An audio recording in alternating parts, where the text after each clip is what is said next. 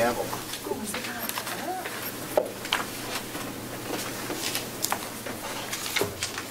That's okay. I'll just come with that address. The rest goes in there, yeah. Thank you.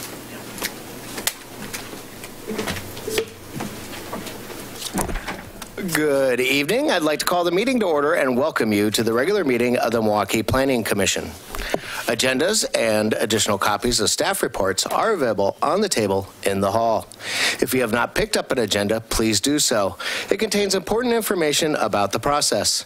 If you wish to be included in the mailing list for a decision, please add your name and contact information to the sign-up list located on the table in the hallway. If you wish to testify, please also fill out a yellow comment card. We will follow the basic format listed on the back of the agenda. It includes all the hearing procedure steps. We may vary from the process based on the specific circumstances of each hearing. Next on the agenda is approval of the minutes from June 13th, 2017 meeting. Does anyone have any corrections to make? No. No. I will entertain a motion to approve the notes as presented. Motion to approve is presented. Seconded. So moved by Commissioner Burns, seconded by Commissioner Jones. All those in favor say aye. Aye. Aye. Aye. Those opposed? All right, motion carries. Informational items. Are there any informational items from staff? The only thing I wanted to mention was that the two things coming before council on September 5th. One is final action on the community vision, and the second item is the public hearing on the Rusk Road, Kellogg Creek plan development. So that's coming up. So those are at the council on the 5th. No. Audience participation. This is an opportunity to comment on items not on tonight's agenda. If you wish to comment on an item that is on the agenda, there will be time for comments after the presentation. Does anyone wish to comment on an item that is not on tonight's agenda? Okay.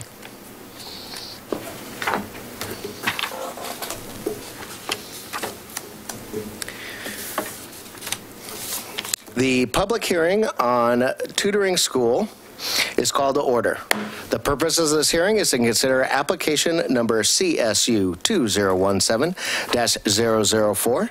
The purpose of the application is to request a community service use on property located at 10670 Southeast 52nd Avenue.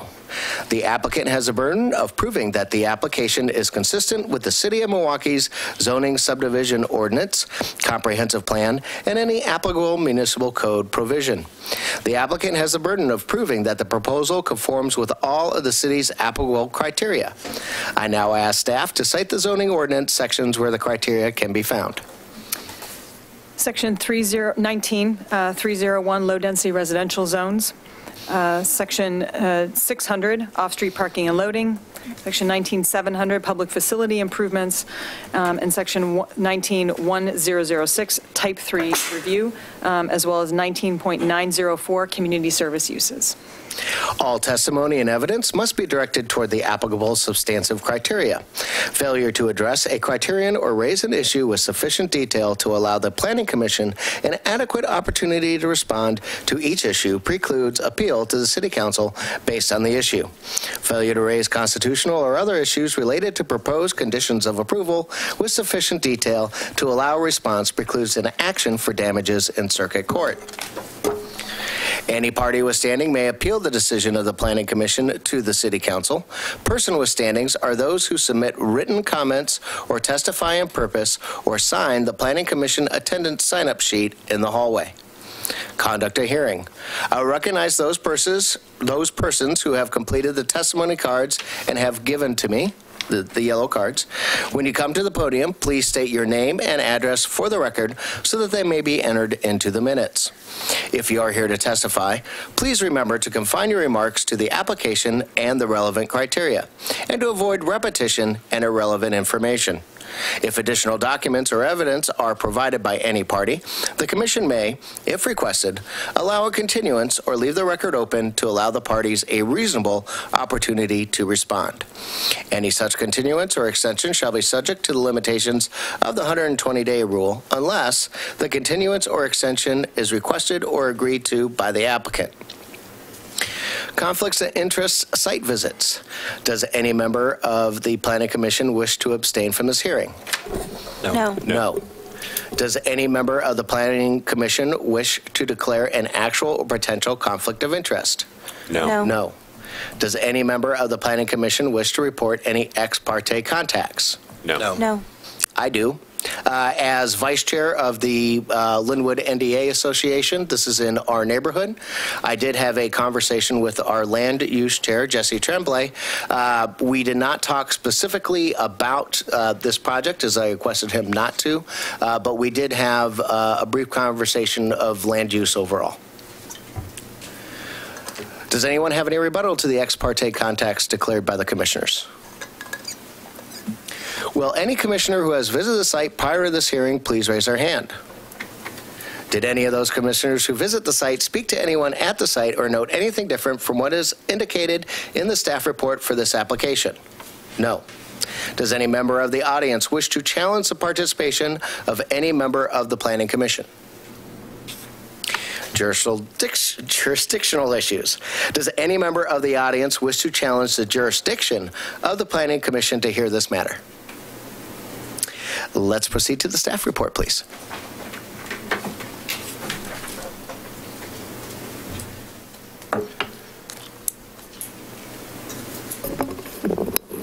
Good evening. Vera Collias, Associate Planner, here with the city to present the staff report for CSU 2017-00. Can you get a little closer to the mic?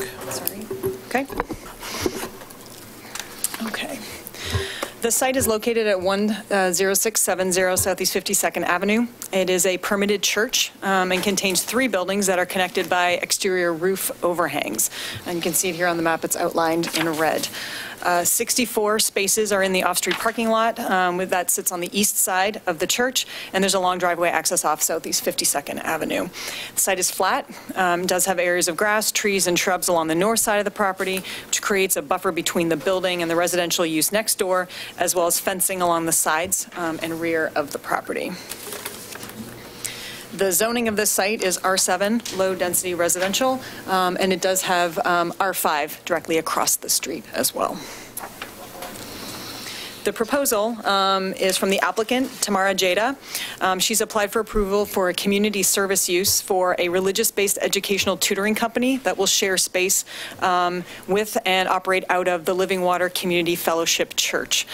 Blueberry House Tutoring, and I'll refer to it as Blueberry House from now on, will provide educational instruction for homeschool students throughout the region or throughout the area, as well as after-school tutoring for students from private and public schools throughout the metro area.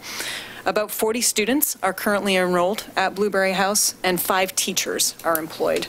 Blueberry House operates from September through May and provides classes on Mondays through Thursdays from 8:30 to 5:30 in the afternoon. The church shares 5 of its 6 rooms with Blueberry House, and 1 room is reserved exclusively for Blueberry House's use.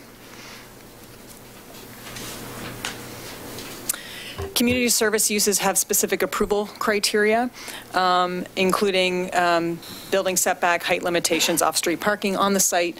There are specific standards for the proposed uses for schools, compatibility with the neighborhood, hours and levels of operation, the public benefits of the proposed use, and that they should be greater than the negative impacts, if any, are identified on the neighborhood, as well as the appropriateness of the location of the community service use.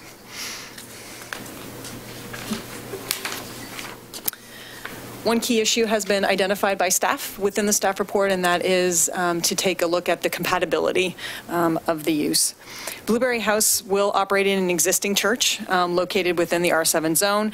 Again, they will be offering religious-based educational tutoring programs and instruction for homeschool, private, and public school students. Because Blueberry House is a religious-based teaching and tutoring school, it does fit within the broader use of the church itself within the community. Trips generated by the school are higher than the church use when you look at the peak hour commuting times. Preliminary transportation calculations indicate an additional trip count of just about 6 trips during the peak hour that would be attributed to the school itself. Additional trips in and out of the parking lot could increase neighborhood car traffic, but the engineering department did determine that the increase is not significant and it did not warrant any additional traffic impact analysis or anything like that. Additional trips to the church will not increase parking demand in the area. There's sufficient parking on the site. Again, the church has 64 off-street parking spaces to accommodate the demand, if any. 6 staff and 40 enrolled students would be occupying the school and make use of the church during Blueberry House's hours. But again, only approximately 6 parking spots are used throughout the day, so there isn't a conflict with any of the church operations. So off-street, our on-site parking is sufficient for the proposed use as well. The hours of operation, again, are 8:30 to 5:30 p.m. Monday through Friday, or Monday through Thursday, and during the months of September through May. Those hours of operations do not conflict with any other church activities.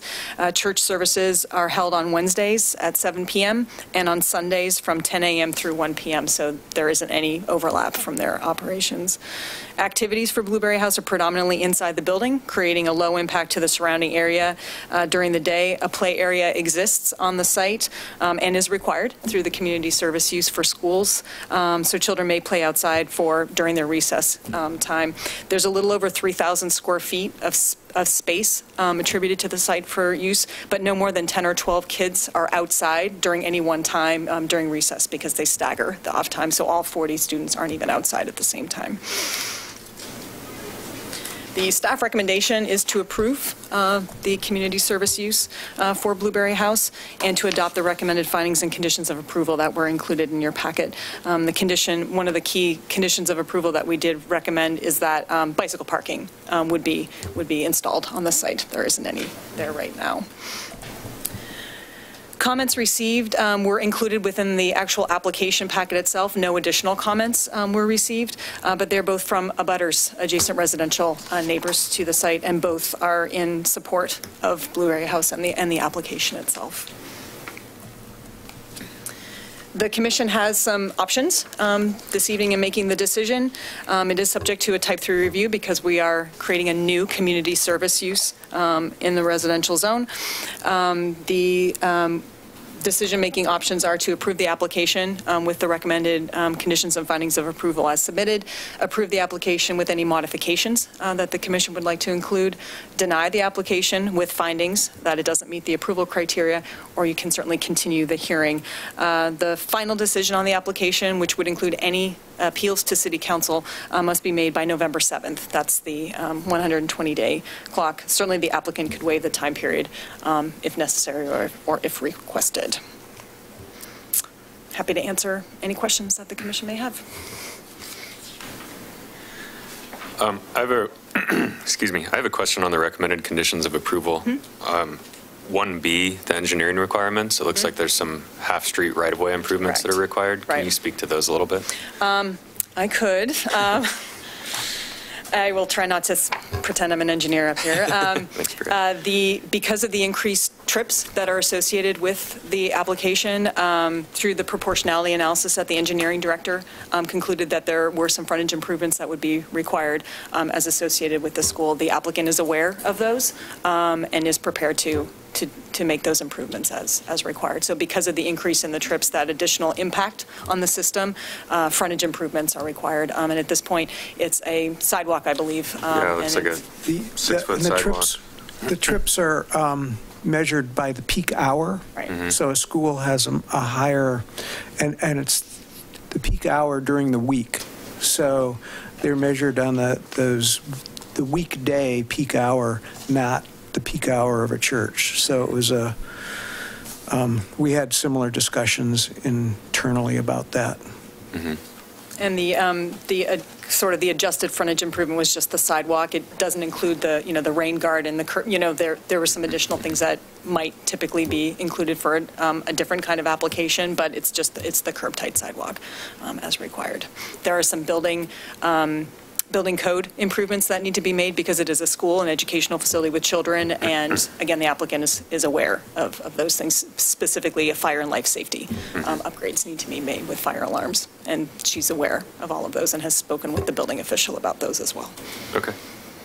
And do these street improvements provide continuity with the adjacent properties, the R7 zones? It's sort of we kind of make these improvements as development happens, so it will continue. It will begin to start filling in those sidewalk gaps that we have in the neighborhood, yes. Thank you. Any other questions for staff? None for me. I have one for you, Vera. Sure. So if the church decided to start its own daycare, would they have to go through this process? Or is it only because that it's a separate entity from the church? It is a separate entity from the church, so it would, if a daycare were being proposed through the church itself, it could be included as a modification to the existing church CSU, and then we would determine whether or not it was a minor or a major modification to the existing CSU. But because it's an independent business, essentially, but because it's an educational facility, it qualifies as a CSU, but it's separate from the church, so that's why it needed to go through this process. I would say daycare as a commercial service in a church would probably be processed as a new CSU.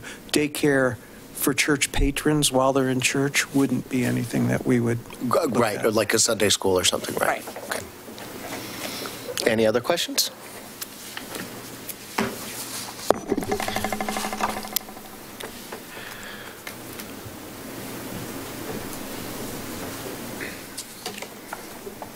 Have we received any correspondence on this matter other than those items included in the meeting packet? A letter was submitted from Tamara Jada, the owner and applicant. She is out of town, actually out of the state right now. We couldn't move the hearing date to accommodate her travel schedule because it would have put her past when school was starting. So she did submit a letter to the commission, basically her written testimony, asking for support of her application and explaining her business. So she did submit that last week. I have to read what's on my piece of paper, so don't think that I'm silly. The applicant is not here, so I'm going to assume that there are no comments from the applicant or their representative, except for the letter submitted. Representatives here and from the church. Please, yes, as a representative, please. And please remember to state your name and address for the record, please. My name is Sonia Souder, Sonjasouder. I am the property manager, also a deaconess of the church. My home address is 665 Zephyr Way, Malala, Oregon, 97038. What else? That's it. Okay. We're just waiting for your testimony. I am the property manager of the church. We had the lease agreement with Blueberry House, and I see that the sidewalk is important. It was more than what we were going to do at first. This is something that could possibly be looked at by the church to put in a sidewalk. Originally, I'd been told that there was going to be 2 other items. I'm glad to see that it's reduced. The fire and life safety, can you tell me what is necessary there? Because I don't have anything in writing from the city on that. I'm sure the city would be happy to provide that with you after the testimony. Okay, certainly. So we're a small church. Blueberry also had an employee that is a church member. He is no longer with them. And so they asked if we could accommodate. They had to move into a different space because the price of their school was too high at that point. So we discussed it with the board members. We took them on. They pay a monthly rent, and they did a lot of modifications that up to this point we hadn't been able to afford. We want to make sure that the building is appropriate for the school. We want to make sure that the building is appropriate for the children. There are some modifications that I had heard about that neither entity, even if we combined income, would be able to afford. And one of them was, I believe, a firewall. So I don't know if that's still necessary. Another one was sprinkler system. I don't know that that's affordable.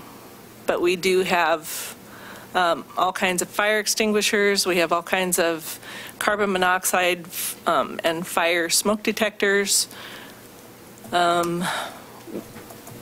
want to do whatever we can to help them on board. We have 35 members, so we have limited income for the church side of it. And I was under the impression that they were being charged for last year's parking. I don't know if that's still the case. I'm not aware of that. Okay. No. So I would hope that you would forgive that, because we were unaware that there was anything like a, I think it's called a trip, something about the cars. There is a systems development charge for the transportation costs, which the applicant was told in February at the pre-application conference, so she's aware of that. Yeah. It wouldn't be assessed twice, though. No. Okay, so how often is it assessed? Just when a use is established.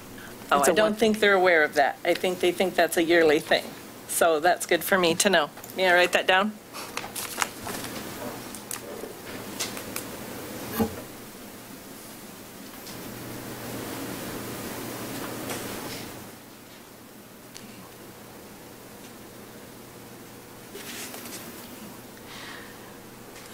That's all I had at this point. I didn't know what to expect for your meeting, didn't know who all was going to be here. Looks like I might be the only one here for this. So do you have any questions of me? And I'll try and answer them. None from me. Questions? Thank you. I might just point out that many of the issues that were just raised are issues related to the building code. So that's not part of the Planning Commission's review authority. It's the building official is the only one who can make those decisions on behalf of the city.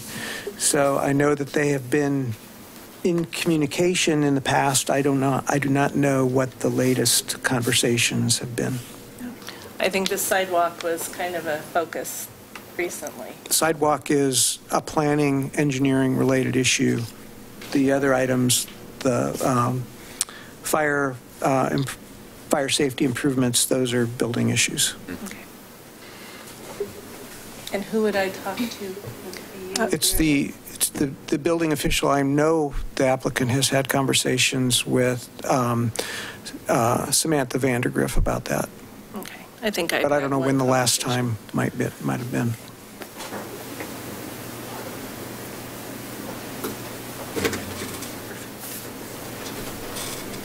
Thank you. Okay, thank you. Thank you. So I do not have any yellow cards up here on this matter. If there's anybody that wants to come up here and testify or say anything on this, public comment? Does any member of the Planning Commission have any questions regarding the testimony to this point? No. No. No questions. Knowing that there probably was that there weren't any questions, I'm assuming that the applicant does not have any rebuttal or any additional comments in response to the public testimony. If not, I will close the public portion of this hearing. The public portion of this hearing on CSU 207-004 for Blueberry House at 10670 Southeast 52nd Avenue is now closed. Is the commission ready for discussion? Yes. Yes. Okay. Does anybody have any objections or comments to what we have heard? Seems like an objectionable use of the church property to me. I have nothing. Yeah, I feel it meets the community service requirements, and they're amenable to the recommendations of staff. Okay, we had the applicant testify that they were worried about the sidewalk, which is in the engineering requirements. Anything about that? Happy to see the sidewalks in Milwaukee be improved through changes in use such as this. Okay. I agree with your guys' comments since it is a religious teaching which connects with community service use. I find no objections with this and with the recommended conditions of approval. Would somebody like to make a motion?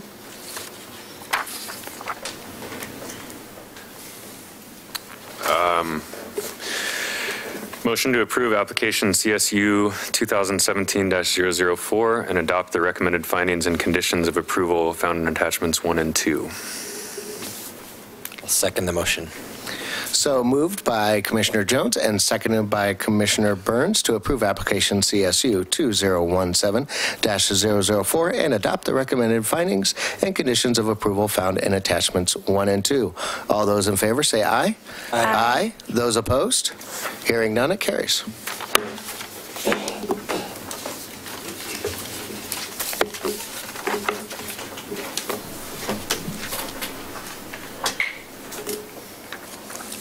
See, you guys in the audience are going to be excited because you get to hear me read the script 3 or 4 times, no matter how long you're here. I'll start choking about the third one here. Is there, I think there's a closing statement Oh, thank in you. your script on the last item. I got so excited about the next one that just skipped right by it. If anyone wishes to appeal this decision to the City Council, you must make application stating the grounds for your appeal within 15 days of the mailing of the notice of decision. Please see planning staff for details. The public hearing on S2016-002/VR2016-010/PLA2016-002 is called to order. The purpose of this hearing is to consider those variances, in particular the pedestrian right-of-way, the 15-foot pedestrian right-of-way, on 4543 Southeast Logus Road. The applicant has the burden of proving that the application is consistent with the City of Milwaukee's zoning subdivision ordinance, comprehensive plan, and any applicable municipal code provision. The applicant has the burden of proving that the proposal conforms with the city's applicable criteria. I now ask staff to cite the zoning ordinance sections where the criteria can be found. Title 17, Land Division. Title 12, Streets, Sidewalks, and Public Places. Section 19.301, Low Density Residential Zones. Chapter 19.500, Supplementary Development Regulations. Chapter 19.600, Off-Street Parking and Loading. Chapter 19.700, Public Facility Improvements. Section 19.911, Variances. Section 19.1006, Type 3 Review. And Chapter 19.1200, Solar Access Protection. All testimony and evidence must be directed toward the applicable substantive criteria. Failure to address a criterion or raise an issue with sufficient detail to allow the Planning Commission an adequate opportunity to respond to each issue precludes appeal to the City Council based on that issue. Failure to raise constitutional or other issues related to proposed conditions of approval with sufficient detail to allow a response precludes an action for damages in circuit court. Any party withstanding may appeal the decision of the Planning Commission to the City Council. Persons withstanding are those who submit written comments or testify in person or sign the Planning Commission attendance sign-up sheet in the hallway. Conduct a hearing.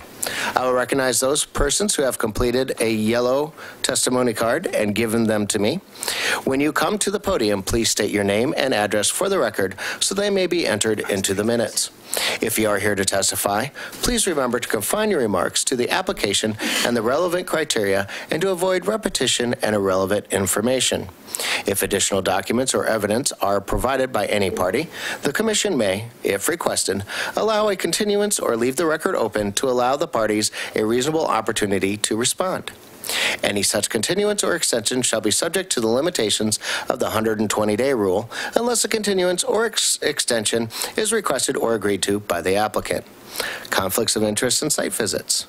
Does any member of the Planning Commission wish to abstain from this hearing? No. Does any member of the Planning Commission wish to declare an actual or potential conflict of interest? No. Does any member of the Planning Commission wish to report any ex parte contacts? Yes. No. At the end of the last hearing, I was approached at the table by Mr. Seitz, one of the adjacent property owners, who informed me of his intent to redevelop his adjacent property in the near future. I tried to inform Mr. Seitz that it wasn't appropriate at the time, but he wanted to have his word. So, does anyone have any rebuttal to the ex parte contacts declared by commissioners? No. Will any commissioner who has visited the site prior to the hearing please raise their hand? Did any of those commissioners who visited the site speak to anyone at the site or note anything different from what is indicated in the staff report for this application? No. Does any member of the audience wish to challenge the participation of any member of the Planning Commission?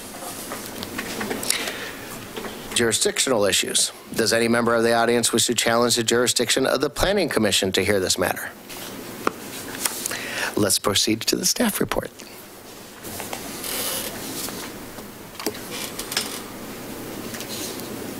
All right.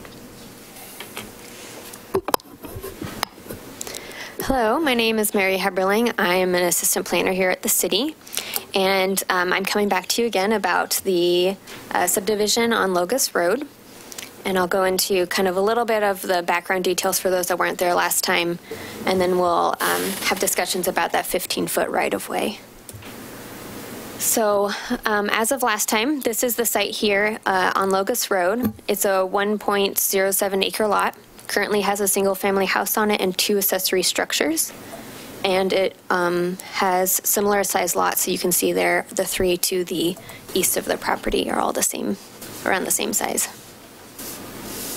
It's zoned R7, so low density residential, which is comparable to the surrounding area. There is a small section of R3 to the north, but a majority is R7 around it. So this is part of the concept that was approved on the last Planning Commission hearing on the 25th. So it's for a 4-lot subdivision. 4 lots here. One's 12,000, which has the existing house on it. Lot 2 is around 7,000. Same with Lot 3, and Lot 4 is 8,500 square feet. And then as part of the concept approval from last time, we have an extension of Melody Lane there at the top, which is number 1. It's going to be a full improved street, 40-foot right-of-way.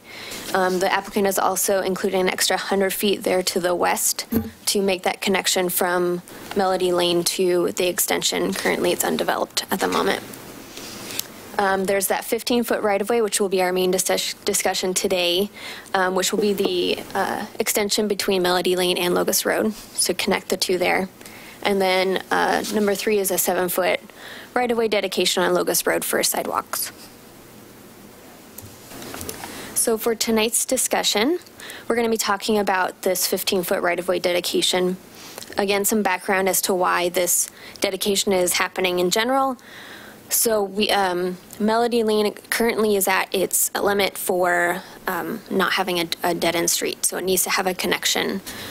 So for this development to happen, we, engineering and the city, are requiring to have starting a dedication to have a connection between Melody Lane and Logus Road. So that's kind of the main reason why there's going to be a street connection there. The applicant is dedicating 15 feet of right-of-way with the intent of possibly at most a 40-foot right-of-way street when the lot to the east develops. So the 15-foot right-of-way right now is just for the future street that's going to happen. So again, once that develops, then you'll have a full-fledged street with sidewalks and all of that right now. The discussion in particular is about, from Commissioner Burns, he brought up a point about with this access, that's going to kind of be a temporary access for the moment. It's not going to be a street yet. Is there a reasoning to allow it to be a formal pedestrian pathway while it's kind of in limbo in between until the lot to the east develops? So that's the discussion there. We do have some new information and some options that we've provided for the Planning Commission to look at as they decide to figure out what kind of option they want to move forward with for the 15-foot right-of-way. So a couple of new information. One of the possibilities that were brought up for a good reason for the pedestrian connection, making it formalized on that 15-foot right-of-way, was to make it easier for children to go to Llewellyn Elementary. The actual boundaries for the elementary school is actually Ardenwall. So they would be going to the northwest versus Llewellyn, which is actually a shorter distance to there, but that's not their elementary school, unfortunately.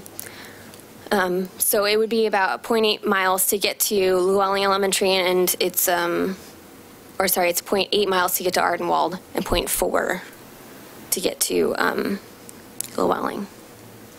So that's some new information there. And this is what it currently looks like if you haven't been there. This kind of just shows where that 15-foot right-of-way would be with the existing conditions and the lot to the east there on the right side.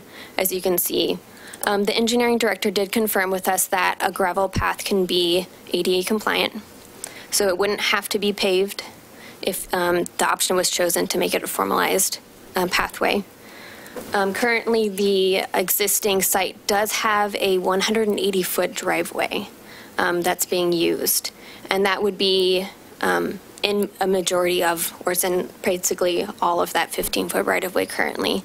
So there's going to be some possible conflicts with that driveway with the current tenants of the site on that what will be Lot 1 with the subdivision. And the 180 feet, just for reference, is, I don't know if you can really tell on here, probably not, but 180 feet would be, it's probably about 2/3 of that 15-foot right-of-way. So it's a significant amount of the right-of-way, just for reference. So that will also be something that you'll want to consider for your options. So we have 3 options for you all. We've given in the staff report some advantages and disadvantages for each one. I won't go into all the details for each one, but for the option 1, it is basically to restrict vehicle and pedestrian access. So basically no access whatsoever for this right-of-way.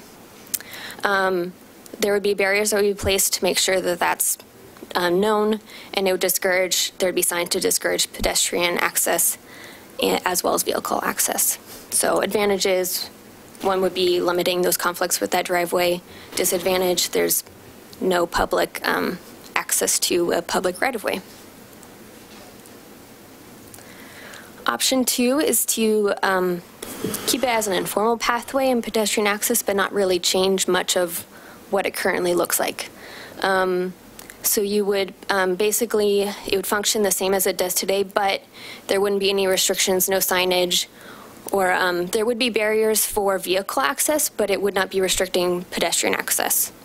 And so it would just kind of exist as it is today, but there would be no limits to pedestrians being able to go on that right-of-way, the public right-of-way. Advantages would being obviously pedestrian access there. It maintains what proportionality we've already done analysis for the applicant. Disadvantages is it allows, but it doesn't encourage pedestrian access. Again, it would kind of look and function the same way as it does now. As you can see from the Logus Road site, it just looked like somebody's driveway. That may look different from Melody Lane. When the lots develop, they may put up fences, so it may kind of look more like a pathway once they can't go into that right-of-way or build on the right-of-way, but from the Logus side, it will probably just look like a driveway. So option 3, the last option, is for a formal pedestrian pathway. This option would establish the 15-foot right-of-way as a pathway. The east side of the 15-foot right-of-way could have a barrier, such as a fence or a hedge, to kind of give it more of the dedicated look and feel. Any fence or other barrier along the west side of the right-of-way would be the choice and maintenance responsibility of the owners that are abutting the lot. So they could put up a fence on their side or whatever they want to do. The pathway could be constructed with asphalt, or it could have the ADA compliant gravel path. Both are acceptable to our engineering director for ADA compliance. Again, currently it has the 180-foot long partially asphalted driveway. And so we would propose part of that driveway stay and part of it become a formal pedestrian pathway, just so that there's less confusion on where cars may be going and where pedestrians may be. There still could be some conflict there with how cars need to maneuver in and out of the garage that they need to get to at the very north side of the driveway, but that way it could possibly cause less confusion between pedestrians and the cars that need that existing driveway. Obviously, advantages, it would be a pedestrian access for nearby locations. Some disadvantages would be it could cost more for the applicant, possibly could affect the proportionality analysis that we've done already. Like I said, there could be problems with the cars maneuvering into the garage, as well as a big deal was that the applicants and the neighbors, we heard comments that they weren't in favor of this option. So that's something to consider as well. I did mention fence and barrier options, and we did mention it last time on the July 25th meeting. A couple of things. There is already a hedge and some wire fencing on the property to the east. So adding a little bit of wire fence to that would probably be easy to do. It's easy to remove, and it does discourage any sort of pedestrians if there is access for pedestrians to kind of wander into the private property on the east side. There was also mention of a hedge barrier, which could be more aesthetically pleasing for sure. It is more expensive and high maintenance, and I know that the property owners and the neighbors were not too excited about that option based on the maintenance of it. So as I mentioned before, we did receive some comments. Julian Engleworth is the applicant and property owner at the 4543 Southeast Logus Road. He mentioned that he was in support of option 1 to restrict both pedestrian and vehicle access. He mentioned lots of issues with the driveway, the garage, as well as the mentioning of the schools. So he didn't feel that that was probably the best option for the school children since they were going a different way. Virginia Sites, Dawn and Virginia Sites are the property owners directly to the east. And they mentioned that basically they were just not in support of the option 3, the formal pedestrian pathway, for a couple of reasons. Again, they were also concerned about the driveway, as well as they didn't feel that the path was necessary, again, for the school children, and they were also worried about possibility of having a hedge for their fencing. Leslie Schnockner is the property owner to the farthest to the east of those 4 large lots. Similar comments with the sites about not wanting that option 3 for the formal pedestrian access. And then Sam Goska, also a neighbor to the north, expressed opposition to that option 3 as well.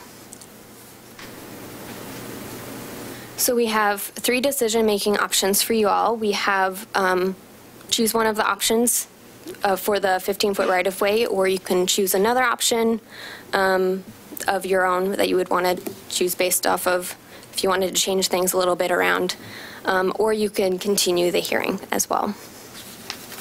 I will have to say the option to continue the hearing would require the applicant to provide a waiver to the 120-day clock.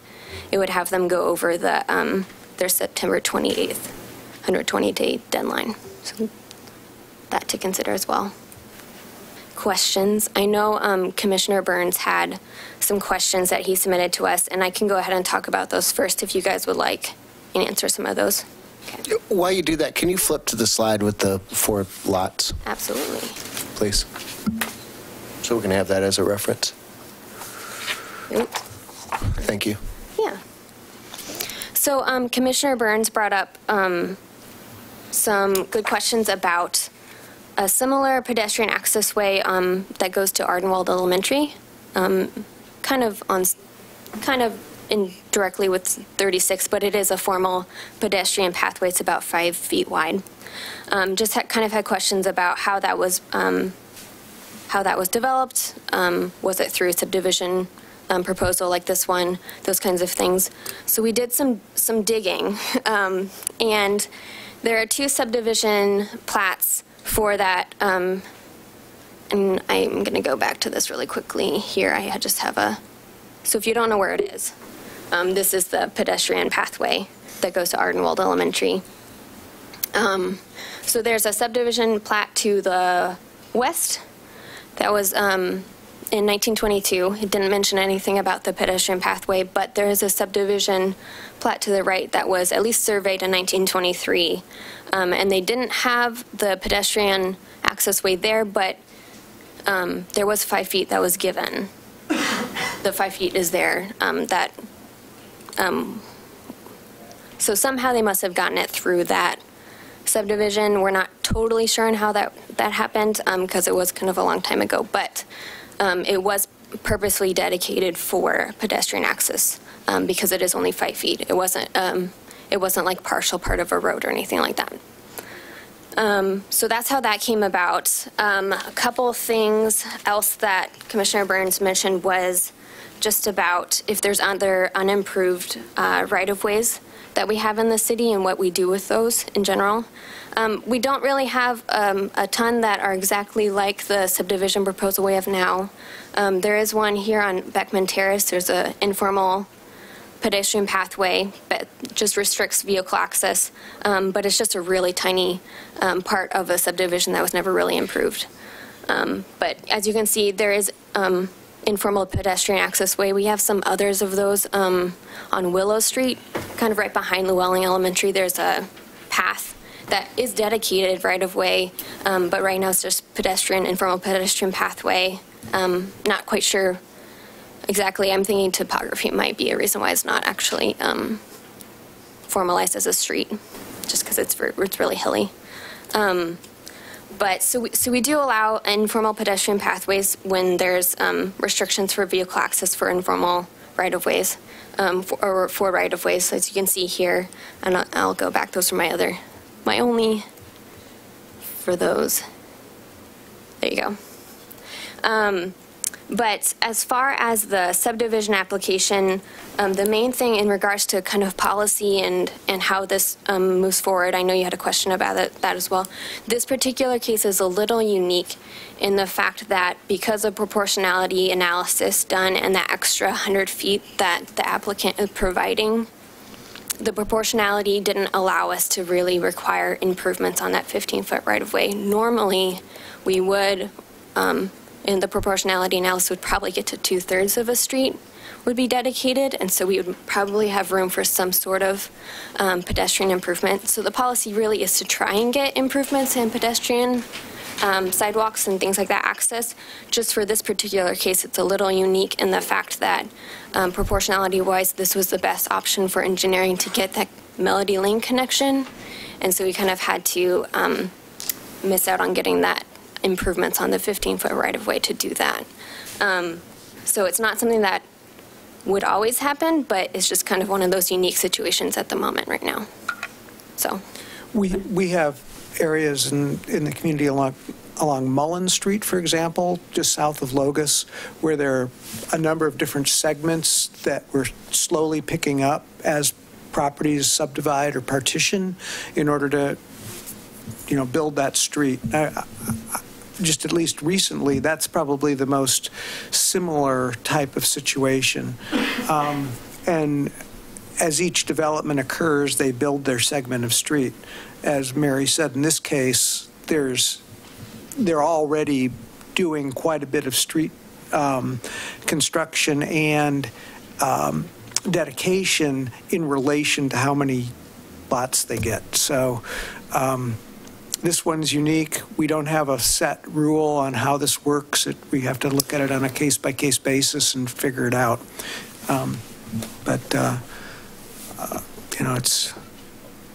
It's just there's no set guidelines or policy. Yeah.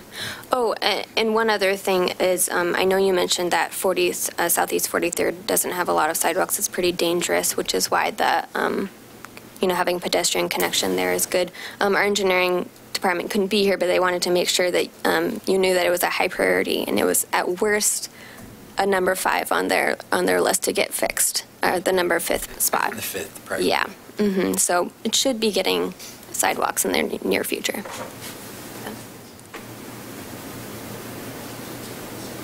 Any other questions?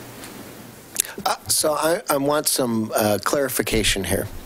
When we talk about access to the garage, are we talking about Lot 2 or are we talking about Lot 1? Sorry, Lot 1. Okay. Yeah. And that gravel pathway, do you have your mouse available? Could you kind of show us where that gravel pathway then ends? It probably, and the applicant can probably clarify this more than I can as well when he comes up and talks, but it should be, I don't know where the mouse went. Here it is. I believe it's over here or maybe a little bit farther up, but our applicant can clarify that as well. Yeah. It's at the very back of what would be Lot 1, I believe. And I guess maybe the applicant could speak to this, but when the property redevelops, are they planning on leaving that garage there at Lot 1? We know that if Lot 2 sells by itself, that building needs to be removed. But are they planning on leaving that structure there at Lot 1? As far as I know, they are currently planning on leaving it on Lot 1, but okay. I'm not sure if that's totally the case. Okay. And if option 1 is submitted, does that mean that you don't put, I understand that at the top of Melody Lane you would put signs that say no pedestrian access, but would you put a sign down on Logus Road? That is a good question. We haven't really discussed that with engineering. Definitely, for sure, at Melody Lane. I don't know that we would. It would continue to look very much like a private driveway. It wouldn't have a different appearance. So I don't know that it would be necessary. It might it might add to the confusion. And then can you flip to the picture of the Google picture of the house? This one? So, there you go. So currently I see a row of hedges. Yes. That goes up to what I would call what I'm assuming is the entrance of the garage? I'm not certain how far it goes to. There's also an accessory structure that is connected to the garage, but there's like a pool house. And I'm assuming that pool house there. And then I'm assuming that the telephone pole is pretty much where the property line is? It should be, yeah. Yeah, the hedges are on the east side of the east property. To the property to the east. It's their hedges, yeah. And the property to the east is objecting to hedges because they're high maintenance and expensive? Yeah, they would like to not have to continue doing more than what they're already doing. And it would be acceptable to the engineering department that a division of right-of-way could be as simple as a hedge or just a wire fence? Yes, yeah. In other words, something just to corral or just to not encourage people to walk onto the private property. Right. Okay. That's all I have for questions. So I have a question here about page 2, just trying to wrap my head around the city's kind of ultimate goal. Looking at this image, if we are discussing the possibility, if and when, of a 40-foot right-of-way designation, that would require 25 feet from the 4591 Southeast Logus. Correct? Yes. Well, up to 25 feet. Up to it could be less than that, okay. Depending on the proportionality analysis. Yeah. So the ultimate goal there is a two-way vehicular pathway, sidewalks, curbs, public area requirements, all of that. Yeah. So sidewalk on one side. Sidewalk on one side. Okay. So in these options, that are, in essence, providing a temporary solution for this ultimate solution. If these 4 lots in questions are developed and we're to move forward with one of these options that doesn't complete the vehicular pathway or the street improvements, and these 4 lots are then sold off to individual property holders, then the burden of improvement would be placed on, it looks like, Lot 1 and Lot 3. As far as if they wanted to put up any sort of barriers or things like that? No. Well, if hypothetically, if and when down the road we move forward with a full right-of-way designation. No, with this development, the developer's required to build Melody Lane. Right. And only dedicate this north-south right-of-way. Right. With the development of the property to the east, we would do another proportionality assessment and determine whether or not they may only be required to do the Melody Lane improvements and a dedication. The city, through its pedestrian roadway improvement project, is going to have to find some other way to pay for the actual road connection. Okay. There are other properties to the further east that also need development access. So there's a couple different options that we could look at for how we pay for that. It might be a local improvement district. It might be some reimbursement district that would pick up each of those properties, some funding from each of those properties.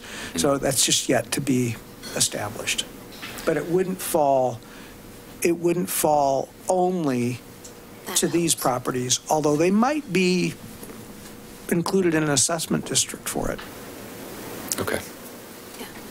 Is an assessment district and a local improvement district, what's the distinction there? A little bit louder, please. An assessment district versus a local improvement district, you use those two Yeah. terms, or those two separate things? Yeah, if we went that way, right. Is there a, I've seen in the city of Portland, sometimes if there's an improvement that we know is going to be needed, but it's not time to build it now because we're waiting for the development of the lots to the east. I don't remember what the term is, but that a property could be counted as an automatic yes vote towards an LID. Right. Is that something? Waiver of remonstrance. A waiver of remonstrance. Thank you. Does Milwaukee have the waiver of remonstrance? We have used them in the past, I brought up local improvement district as one of the options. It's not. I don't know that that's an option that we would use here, but we do have properties that have signed waiver of remonstrance agreements for to participate in local improvement districts. We have not been using that tool. But would that tool be something that would be applicable here to help see the potential future development of From my Melody? perspective, I think it would be actually a pretty good tool, because you'd be able to pick up. The reason we need this roadway is for redevelopment of the Sites property, the Schachner property, and the property in between.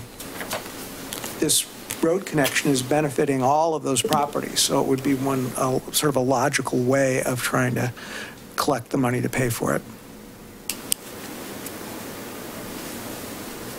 And this property benefits as well.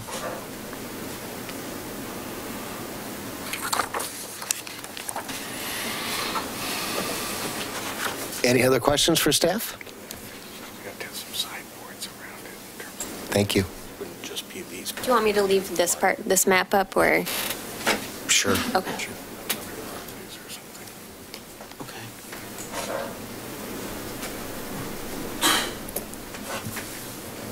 Have we received any correspondence on this matter other than those items included on the meeting packet?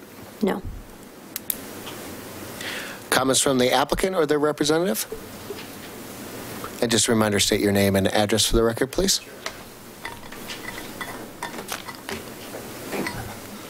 Hi, Julian Illingworth. My address is 6334 North Curtis Ave in Portland. I'm just going to go to the slide just to answer a couple of your questions about where the driveway is and all that kind of stuff currently. So the end of the driveway now, the gravel goes to right. Why is that not showing up on there? The mouse is a little tricky. Very tricky. On my screen, it's right in the middle of the thing, but I don't see any mouse on there. There we go. There we go. So right now, the gravel section goes up here and then kind of actually turns, and this part's not very well graveled, but there is kind of there's something going over to this utility shed because it's been used and stuff like that. Once the lots are broken up, we would probably put a fence here, and the gravel section would end right at the end of the lot, just so someone could come into the driveway there and, back out and then go back down. In terms of whether this is going to stay there, our plan is to have it stay there, to answer your question about whether the accessory dwelling, and that was actually part of our variance application the last time that was reviewed and approved.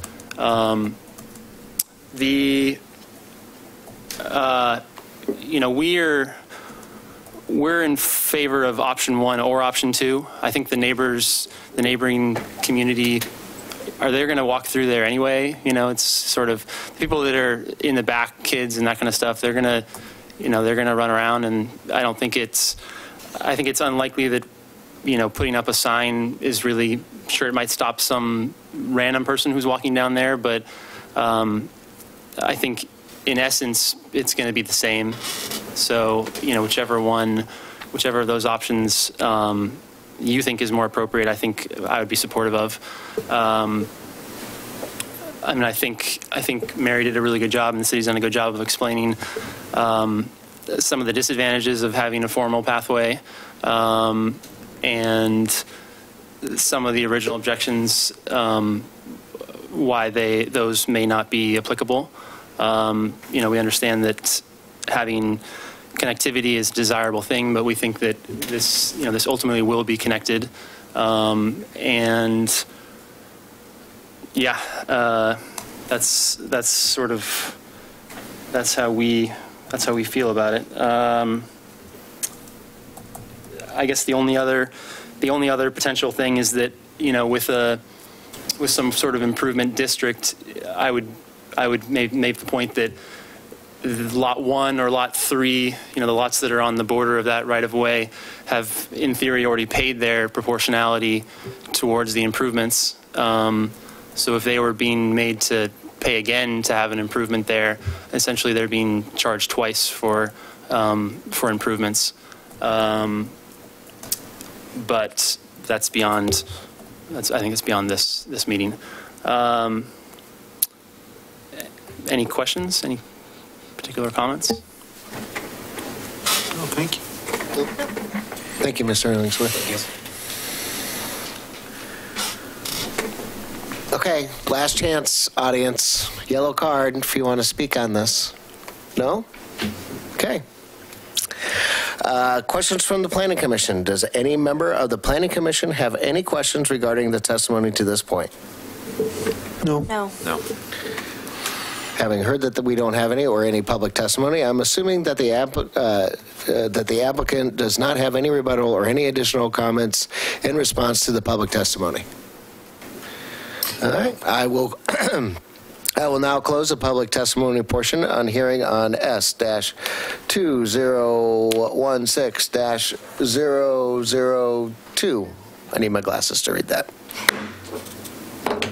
Okay, is the commission ready for discussion? Yes. Yes. Sure.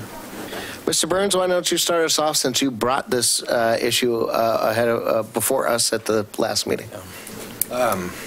Thanks to the city for responding to my questions and doing the research, and to the applicant for your patience with the second hearing. I'm really glad that we had this conversation and that we looked at the options, and that I now understand more about how the pedestrian pathways and how that can fit into the city's goal. There's the number of disadvantages on option 3 is pretty overwhelming in this circumstance, and so I'm not compelled to force a formal dedicated right-of-way here. I would lean towards a leaving the informal access. There's a number of examples of that working in the city, and I wouldn't feel right forcibly closing access to a right-of-way when there's not really an established reason or precedent to do that. So I'm in favor of informal access. And I do think that we should consider the waiver of remonstrance to a future LID just to remove one potential hurdle to eventually improving that connector. Do you have any recommendation or preference between option 1 and 2? I'm in favor of not closing it, not signing it closed, that keeping it open is my preference, again, because of we've seen it working elsewhere in Milwaukee and the examples that Mary shared with us, and I just think as a matter of course, I wouldn't feel comfortable closing off rights of ways or establishing that that's a need or desirable to the city. I would concur with Commissioner Burns. I think that option 3 has undue burden for a temporary solution and doesn't provide a markedly better option than 1 or 2. I think between the two, option 2 seems like the better opportunity to provide for unbarriered pedestrian access in a limited capacity as needed. So that would be my leaning. Commissioner Grau? I'm in favor of option 2 as well, leaving it informally open to the pedestrians. Vice Chair Argo? I'm in that camp for option 2, for reasons stated. Would we have the choice then of an option 2 that then also adds the provision of waiving of remonstrance for an LID? I think you do, but I think what we would need to determine later is whether we can do that through the proportionality analysis. Understood. But I think you could require it as a condition if the city goes that way. Okay. Dan, do you have a? This is Dan Olson, city attorney from Jordan Ramus. I would add that the waiver that we would draft would probably have some language that would indicate that the LID would be, the improvement would be done in conjunction with the development of some of the other properties that Mr. Egner mentioned, and that the assessments would be proportional to the impact. In other words, put some sideboards around it, because then to avoid the issue where this property owner and maybe 1 or 2 other property owners has the concern that they're going to be the only ones dinged for the road, it would be a broader geographical area, and it might even be that the city would contribute some of the cost of the improvement to ensure proportionality of the assessment. May I understand this a little bit better? So my understanding of the way that this kind of works without the LID is that if the property to the east were to develop, then that would cause for a street connection between Melody and Logus, correct? It would, again, depending on how the proportionality works, they may meet all of their proportionality requirements with the Melody extension to provide their frontage. I mean, if you look at what happened here, they got 4 lots. They had 3 of them have frontage on Melody. Those lots basically pay for that Melody construction.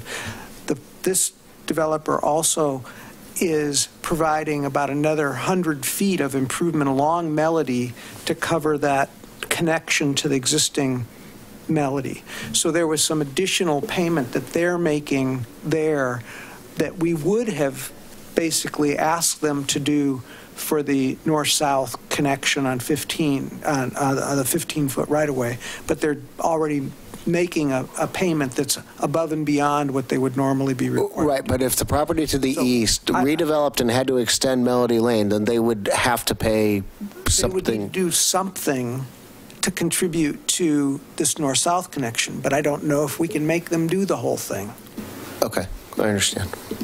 And what does the lid or the I've never heard this term, so. The local improvement district? No. The waiver of remonstrance. Yes. What does the waiver of remonstrance actually do? It is essentially a waiver that is signed and recorded with for each of the property deeds that basically states that the owner cannot object to inclusion in a local improvement district to pay for the improvements. Who determines a local improvement district? The city council. So it may never, ever happen. It may never happen. There may be another way of paying for it. And by having them, by the neighbors signing this waiver of remonstrance. Thank you. It's only it basically creates an obligation for these properties to potentially participate in it.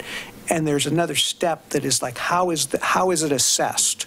You know, is it that you have to, for a local improvement district, you have to determine how you're going to assess each property. Sometimes it's done by area, land area. Sometimes it's done by frontage on the improvement. There's a bunch of different ways to do it, and it's something that we would need to determine. In this case, that road is necessary for redevelopment of all, or new development of the rest of those properties. So I think they all benefit from that road. So we would need to determine how that is developed, and we don't have the answers to that right now. But I don't think it's a bad idea to include the condition of a waiver of remonstrance for this, because it just gives us one more option for how we might approach it in the future. But Dan's, and then we can address those constraints related to that, as Dan had pointed out.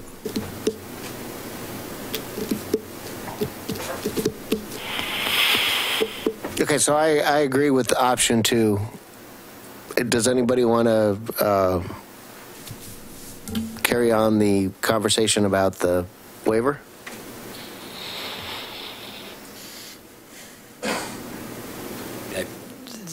I think LIDs are an important tool for retrofitting connectivity into established neighborhoods, and I think they're proportional to the parties who would benefit from the improvements. And by including the waiver of remonstrance, we're just acknowledging that this connection is important to the ultimate connectivity of the neighborhood, and that the properties would essentially benefit from the connection. And so it would be clear to the property owners who are buying these subdivided lots that there is an expectation and a requirement that one day this right-of-way will exist. And if an LID is the tool that's chosen by the city and the adjacent property owners, that they would essentially be agreeing ahead of time through the applicant in the subdivision process that that is a reasonable potential way to make this connection and improvement occur.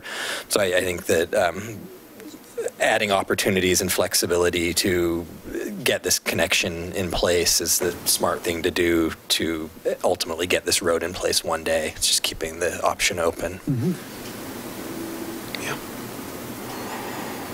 Yeah, agreed. Yeah, I think I agree. My only point, it really boils down to philosophy, and I don't know if we necessarily as judges should go beyond the step of the judgment that we're asking to judge. And what I would also like to say is that it bothers me because it seems naturally, if those properties develop, it's going to happen anyways. And that way there isn't what I would consider almost a double fee on existing lots. It may be, sorry, you're the last one to develop, so you got to pay for the road. But a road has to exist in there if those lots are going to develop. It doesn't really matter if city council then decides that, hey, we're going to make everybody pay for it. So it bothers me philosophically to put something on it. I'm not going to vote against it if that's the way that the commission feels, but that's my own personal opinion. Right. I think we heard from the city attorney that the local improvement district would also be subject to a proportionality analysis, and so I don't think I'm not sure that the double pay applies, because if it No, well, because what you're doing is that you're adding on an additional taxation or an additional fee to all the rest of the property owners. In essence, by putting on an LID. The property owners to the east or in lot? All the property owners that are going to be in the LID for this simple road that may or may not develop. The road is required for the development. Right. All I'm saying is that if the property to the east develops or the rest of the property to the east develops, and you have to make a connection between Melody and Logus, it's going to happen naturally through economics, more so than by putting a waiver and asking everybody to chip in and then to help pay with the city to put a road in. I think it's going to happen naturally.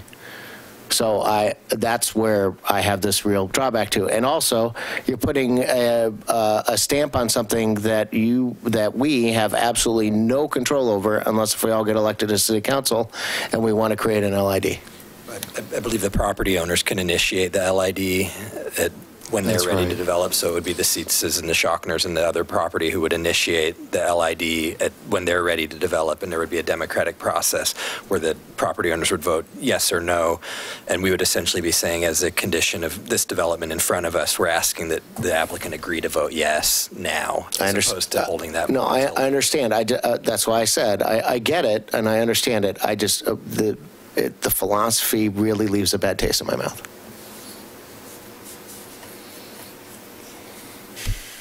But I'm not going to object. I think option 2 is the right option, and I think we're overstepping our bounds, but philosophically, on my point. I will let somebody make a motion on what they would like to do.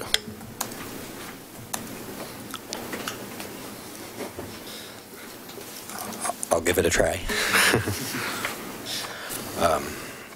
So in terms of the file, do I say to approve the entire application, including the conditions from the last hearing, or are we only in consideration of the options in front of us?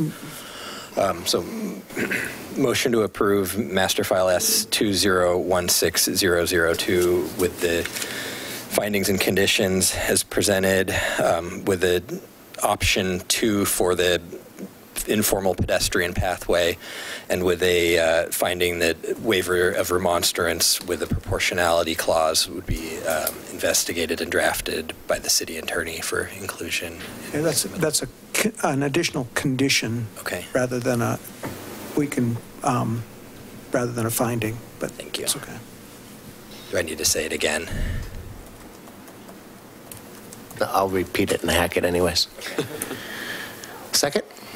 I'll second. So moved by Commissioner Burns and seconded by Commissioner Grau. For land use master file S-2016-002 and the proposed 15 feet of right-of-way be used as option 2. And a secondary condition of wavering of remonstrance. Did I say that correctly? I learned something Remonstrance. today. We know what you meant. Okay. All those in favor say aye. Aye. Aye. Those opposed? So passes. If anyone wishes to appeal this decision to the City Council, you must make the application stating the grounds for your appeal within 15 days of mailing of the notice of decision. Please see planning staff for details.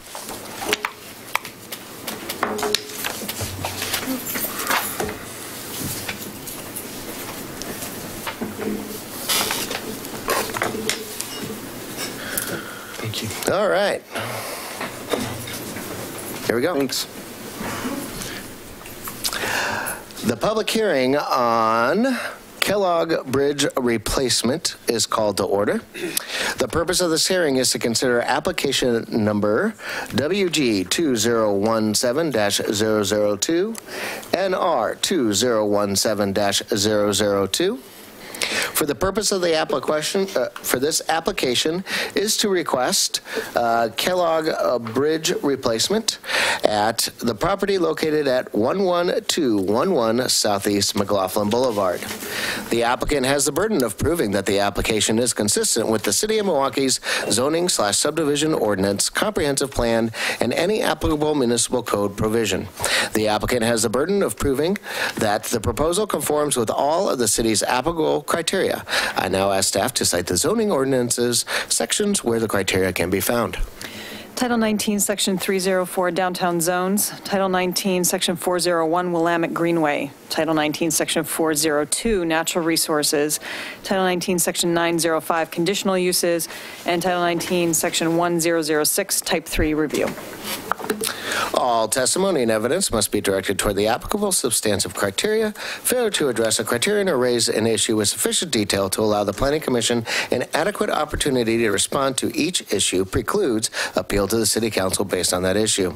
Failure to raise constitutional or other issues related to proposed conditions of approval with sufficient detail to allow response precludes an action for damages in circuit court.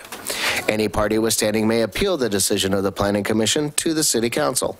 Persons withstanding are those who submit written comments or testify in person or sign the Planning Commission attendance sign-up sheet in the hallway. Conduct of hearing. I will recognize those persons who have completed a yellow testimony card and had given them to me. When you come to the podium, please state your name and address for the record so they may be entered into the minutes. If you are here to testify, please remember to confine your remarks to the application and the relevant criteria and to avoid repetition and irrelevant information. If additional documents or evidence are provided by any party, the Commission may, if requested, allow a continuance or leave the record open to allow the parties a reasonable opportunity to respond. Any such continuance or extension shall be subject to the limitations of the 120-day rule unless a continuance or extension is requested or agreed to by the applicant. Conflicts of interest and site visits. Does any member of the Planning Commission wish to abstain from this hearing? No. Does any member of the Planning Commission wish to declare an actual or potential conflict of interest? No. Does any member of the Planning Commission wish to report any ex parte contacts? No. Will any commissioner who has visited the site prior to this hearing please raise their hand?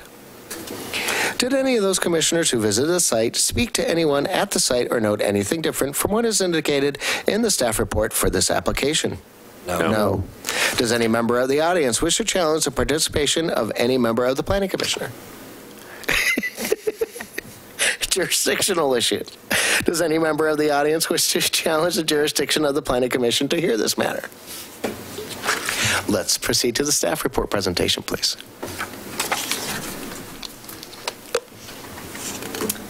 Good evening. Still Vera Colles, Associate Planner. You'll hear that joke again. Congrats. I'm here to present the staff report for Willamette Greenway 2017003 and Natural Resources 2017002 for the Kellogg Creek Replacement Project. The site is located at, the address is 11211 Southeast McLaughlin Boulevard, but Riverfront Park, or Milwaukee Bay Park, as it's been renamed.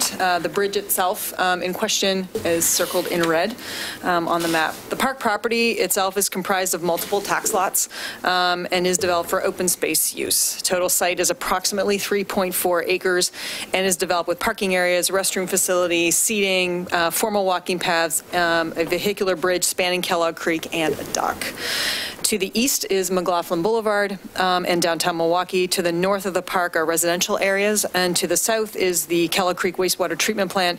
The Willamette River, of course, is adjacent to the west. The site is zoned downtown open space, and there is also water quality resource area and habitat conservation area designations for natural resources. And you can see on the right-hand side, the orange is the HCA, and the green hash is the water quality resource area, the WQR. The Willamette Greenway overlay covers the entire site.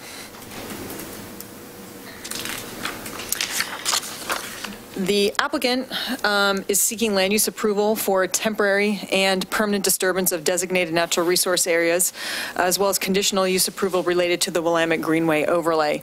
The proposed activity involves removing a vehicular bridge, stabilizing the adjacent steep slopes, replacing the bridge in a new location, and planting native species trees, shrubs, and ground cover to restore the project area. The applicant has submitted a Willamette Greenway vegetation buffer plan as part of the application. Staff has identified two key questions for the Commission's deliberation. The first involves the Willamette Greenway itself, and is the project consistent with the objectives and policies of the Greenway overlay, protecting, conserving, enhancing, and maintaining the scenic and recreational qualities of lands along the Willamette River. The proposed activity is intended to replace the current bridge with one that is both more efficient as well as more aesthetically pleasing to the Greenway and to Milwaukee Bay Park. It includes an 8-foot wide pedestrian access way as part of the bridge, which does not exist now. Pedestrians have to cross the bridge with vehicles. There is not a separated pedestrian area, so that is part of the new bridge design. The removal of the old bridge abutments from the edge of the active channel will also improve the function of the creek at this location by widening the stream bed itself. The project will not create any perceptible change to the historic, economic, or recreational character of the river.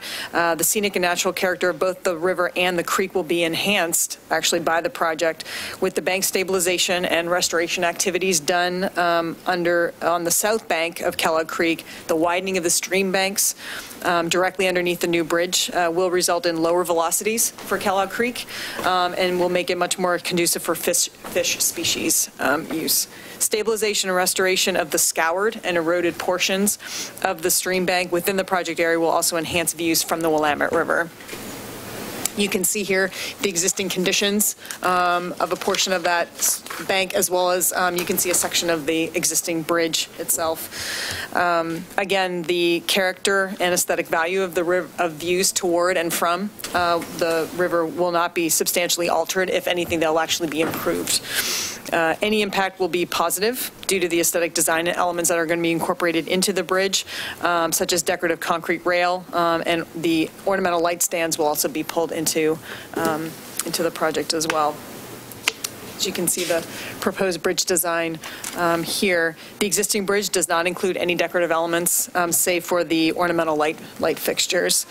The proposed design is an improvement and will create, we believe, a sense of permanence for the bridge due to the materials and the overall design itself of the bridge as well. And certainly it will serve as a gateway for people traveling north through the park. Any disturbance of the stream banks directly associated with the bridge replacement will be returned to natural conditions.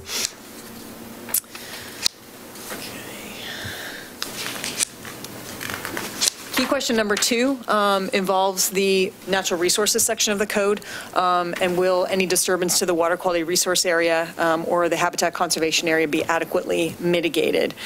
And what you see here is a photo of more of that south bank area that has suffered significant scouring and erosion due to high rain events over the past in 2016. The proposed construction of the bridge will help correct that current scour and erosion issues that have damaged both the south bank and the area around the sanitary manhole cover. And you can see, let's see if I can get the mouse to turn on. It's not. But the sanitary manhole cover is actually, it looks more like a structure in that south bank area, and it's certainly not supposed to look like that on that south bank. The bank stabilization area will also add fish habitat structures and vegetation to the area. Included in the project is reconstructing the currently oversteepened south bank between the existing bridge and the existing soldier pile wall, reestablishing the bank around that manhole and raising the manhole cover and providing stream bank improvements. So overall, it really is an improvement and repair project. Some low-quality vegetation on the south bank, which is within the vegetation buffer for Kellogg Creek, will be impacted as the bank is reconstructed, but that area will be completely and fully replanted as part of this project. Included in the packet is a revised plan regarding the proposed mitigation for the work. And part of the approval criteria in 402.12 is this idea of avoid, minimize, or mitigate. And kind of that is how we take a look at what's happening with the mitigation plan. The stream banks downstream of the bridge were analyzed for various stabilization methods, and the alternatives analysis that was submitted, the applicant looked at a couple of different ways in order to work with that stream bank and to repair it. The compromise that was reached incorporates both rock and large woody debris as part of the stabilization design at the toe of the slope, followed by rock that will go partially up the hill and will be buried in soil so vegetation can then be established on top. Biodegradable matting is going to be placed on top of the soil to keep the soil in place until the vegetation is established. The final bank, as you can see here, this is essentially showing all of the planting areas, will be a well-vegetated stream bank and will have improved habitat. The South Bank portion of the project is itself a mitigation project. So when we're talking about mitigation of the project itself is a mitigation project. Plantings within the project will comply with the approved landscape plan for Riverfront Park, as it was then called. There was an approved planting plan as part of that approval process.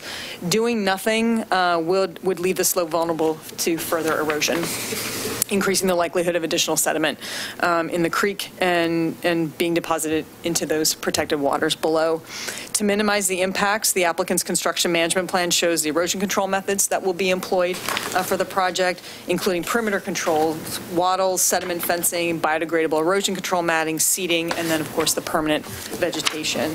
Protective fencing will be placed so that no work occurs outside of the fencing, and will also help keep the public from getting into the work areas while this is going on. Comments received. The slide is slightly inaccurate. Rob Livingston, our environmental services coordinator from the city, submitted pretty detailed comments regarding the erosion control, and a response from the applicant was submitted both to Rob and was part of the packet. And we also received comments from the Historic Milwaukee NDA, who had no objections to the project as well. As part of this review process, the Design and Landmarks Committee reviewed the project on August 7th. The DLC voted 3-0 to recommend approval with a couple of notes, including the erosion control comments to make sure that those are incorporated into the final decision, which they have been, and the response was included in your packet. So you saw that the applicant responded in detail to all of Rob's questions and comments. And finally, the DLC did ask for updates on the status of the undercrossing bike path that's proposed to happen, and we will certainly do that as those plans progress as well. The Planning Commission, again, has 4 decision-making options. Approve the application with the findings and conditions as we've submitted. Approve with any modifications to the findings or conditions. Deny the application upon finding that it does not meet the approval criteria, or you can continue the hearing. The 120-day clock runs out on this project on October 20th. So there's, so that's when all the approvals and including any appeals to City Council must be completed. The applicant is here. Whoops, I'm finished. The applicant is here. Representative Rick Bowen from our, he's the project manager from the city engineer's office, as well as the consultant team is here if you have any questions for them regarding the specifics of the project. But I'm happy to answer any questions that you might have.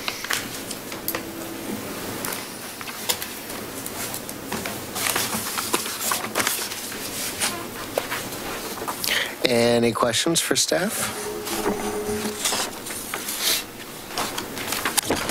I do. Okay. Can you flip back to the picture that has all the shrubbery overlook? There you go. Thank you. I see that the sidewalk is connecting down to where the current sidewalk is, down to the bathroom. Is that correct? Correct. Do I see then the sidewalk improvements on the other side, on the orange side of the wall, or do those just kind of...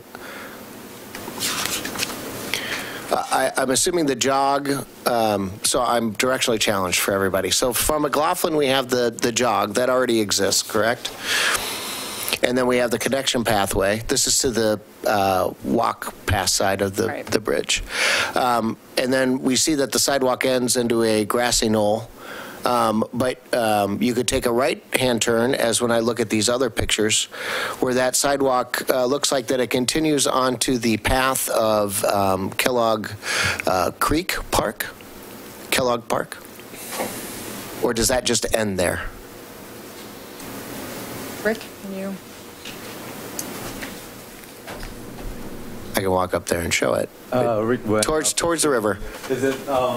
If you take the walking path from the bathrooms and you cross over the bridge, and then you end up right there at the grassy knoll, is there more sidewalk going off that way? Rick, you'll have to come to the mic. Yeah. There's an existing sidewalk over here, and the future proposed phase 3 would include a sidewalk that would go this way and then an overlook, I guess.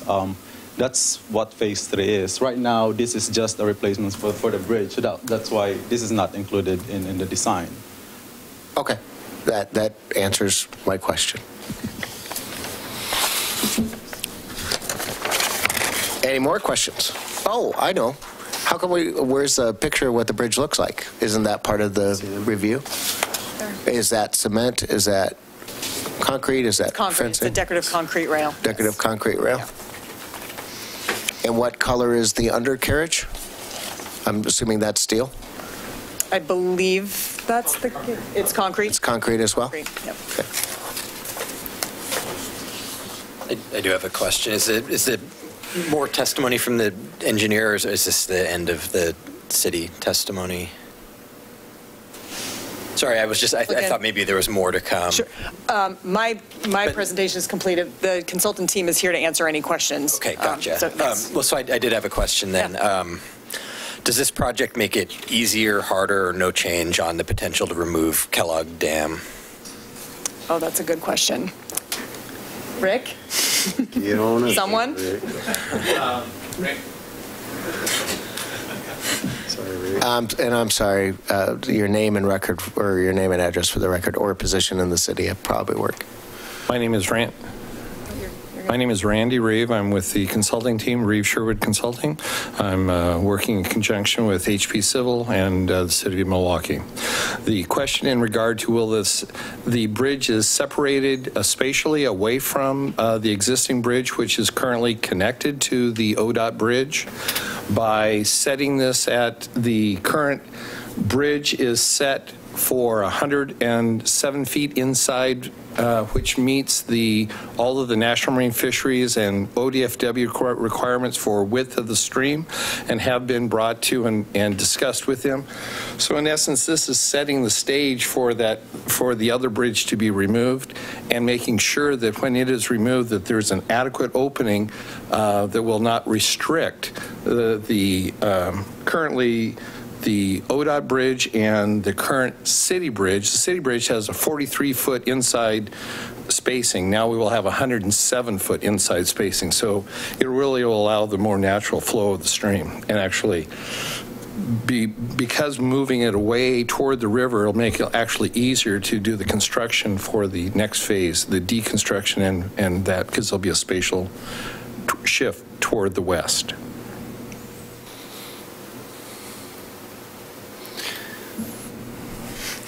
You know me. Yep, I know you.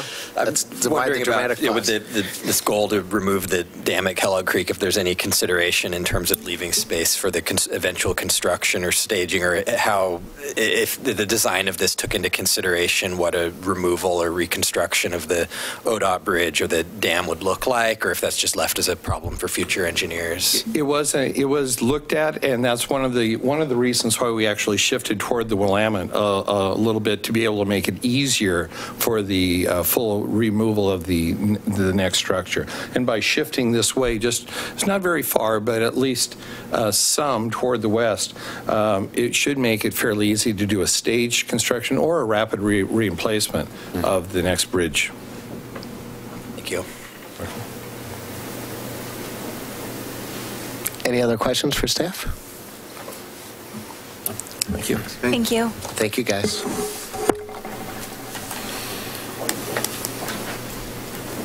Am I going to assume that the city's testimony is also the applicant's testimony, or is there an applicant that would like to come and speak? I think. So the city's. Okay. They represent this. Okay, so public, yellow cards if you want to comment on this. No? Okay. Does any member of the Planning Commission have any questions regarding the testimony to this point? No. No. No. I'm going to assume, since the city is the applicant, that they do not have any rebuttal or any additional comments in response to any of the public testimony. I will close the testimony portion of this hearing.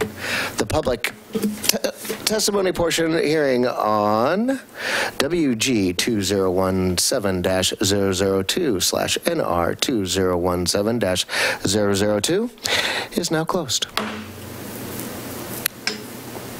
Is the commission ready for discussion? Yes. Yes. How about you, Vice Chair Argo? This is a great project. That's my opinion. I think they've satisfied criteria. I think they've worked with the community. I think this project's been high profile. I think all the remediation requirements, given the special overlay zones and future considerations of the removal of dam, have been taken into account. So I simply am favoring the project, and my intention is to vote with findings of approval. Commissioner Grau?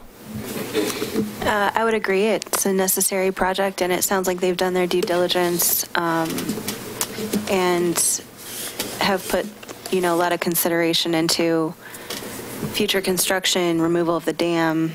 So I would be inclined to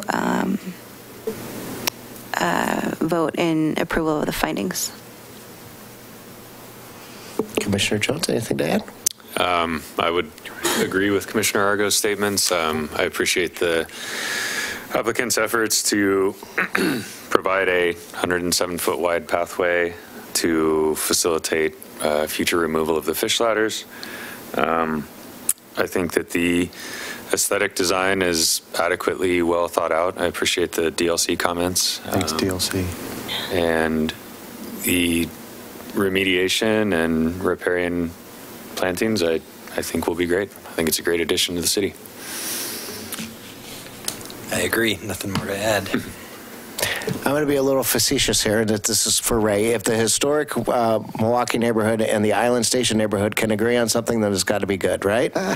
So I say that this is, I think it's good. The one thing that I really appreciate about this is that it will solve the safety pedestrian issue from everybody who has to walk from the bathrooms to their trailer or to their car over on that. It is absolutely horrifically dangerous when you try to walk there.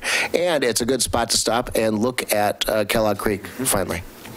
So I will entertain a motion.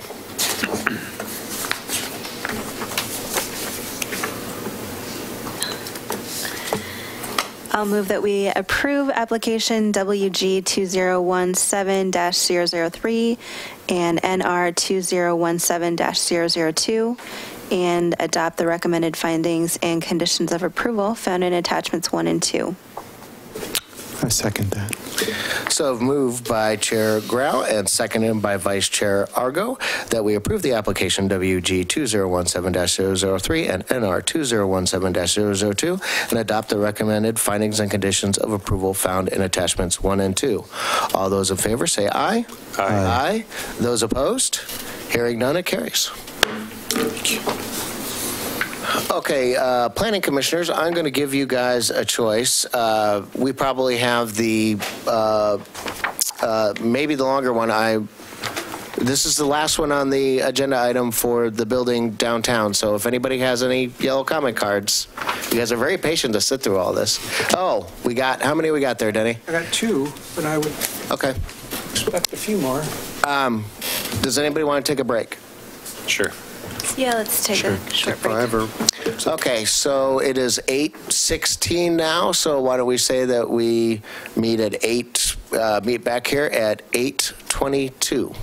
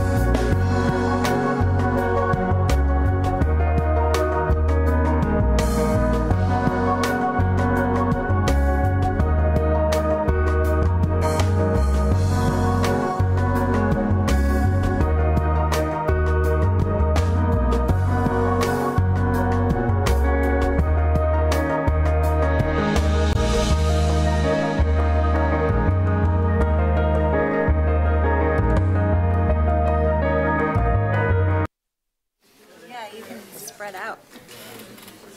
I talked to a friend today who took his 2-year-olds. I brought a little sweater. I can never get the HVAC in this room right. No. It's been stuffy in here before. Yeah. So we do what we do, you know. A lot of hot air. That's cool. Yeah. All right. Yeah, I mean, even just here, it was pretty. Here we go. Did this. Did it. And Kittleson did it. Yep. That's on one side.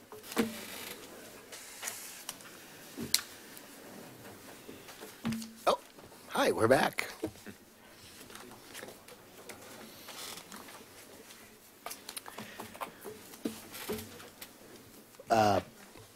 The public hearing on Project Galaxy Design Review is called to order. The purpose of this hearing is to consider application number DR-2017-001, VR-2017-007. The purpose of this application is to request a design review and a variance for Kurt Schultz at 2036 Southeast Washington Street.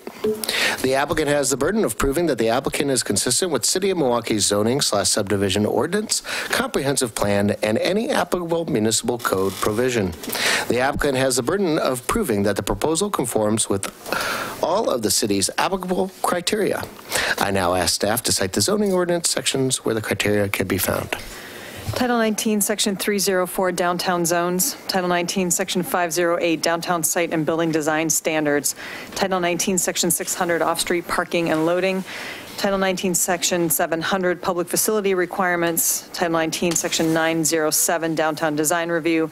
Title 19, Section 911, Variances. And Title 19, Section 1006, Type 3 Review.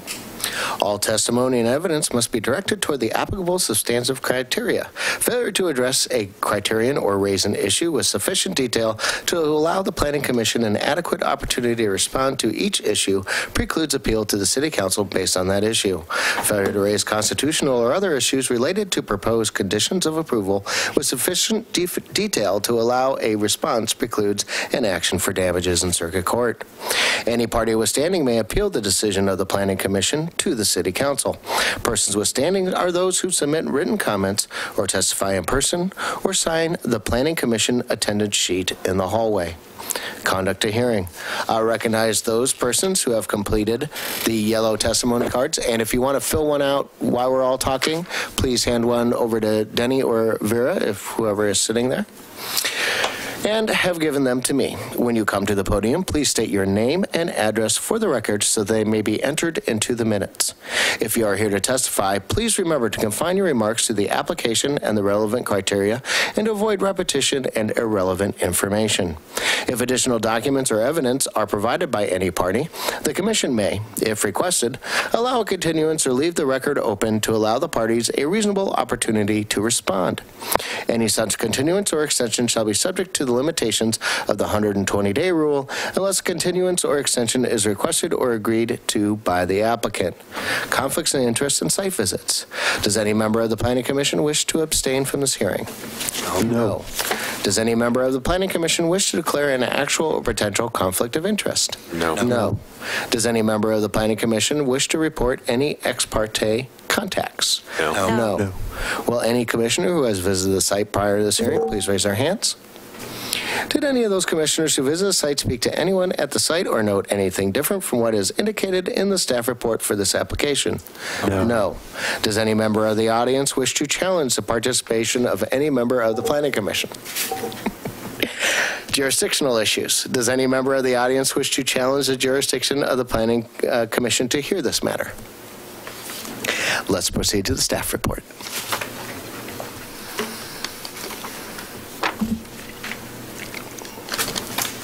Good evening, Vera Coleus, Associate Planner here with the City to present the staff reports. The project site is located at 2036 Southeast Washington Street and has additional frontages on Southeast Main Street and Southeast 21st Avenue. The site itself is approximately 25,500 square feet in size and currently contains an auto repair building and an attached retail building. The site is less than 100 feet from the Adams Street connector and is approximately 250 feet from the Orange Line light rail station on Southeast 21st Avenue. The property is zoned downtown mixed use.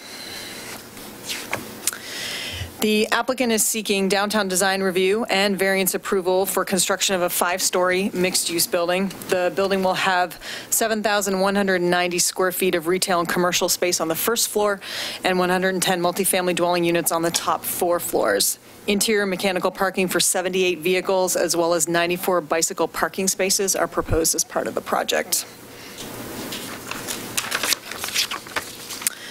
And in this shot, you can see kind of a bird's eye view looking at the main street and looking east. An outdoor rooftop terrace is proposed on level 2, which will include stormwater planting areas. In order to receive a height bonus for the 5th story, the applicant is proposing Green Globe certification for the building. Variances are requested from the 6-foot step back requirement for levels 4 and 5 and from the minimum access spacing standards. And that is for the entrance to the garage and the spacing between the intersections with Main Street and with 21st Avenue.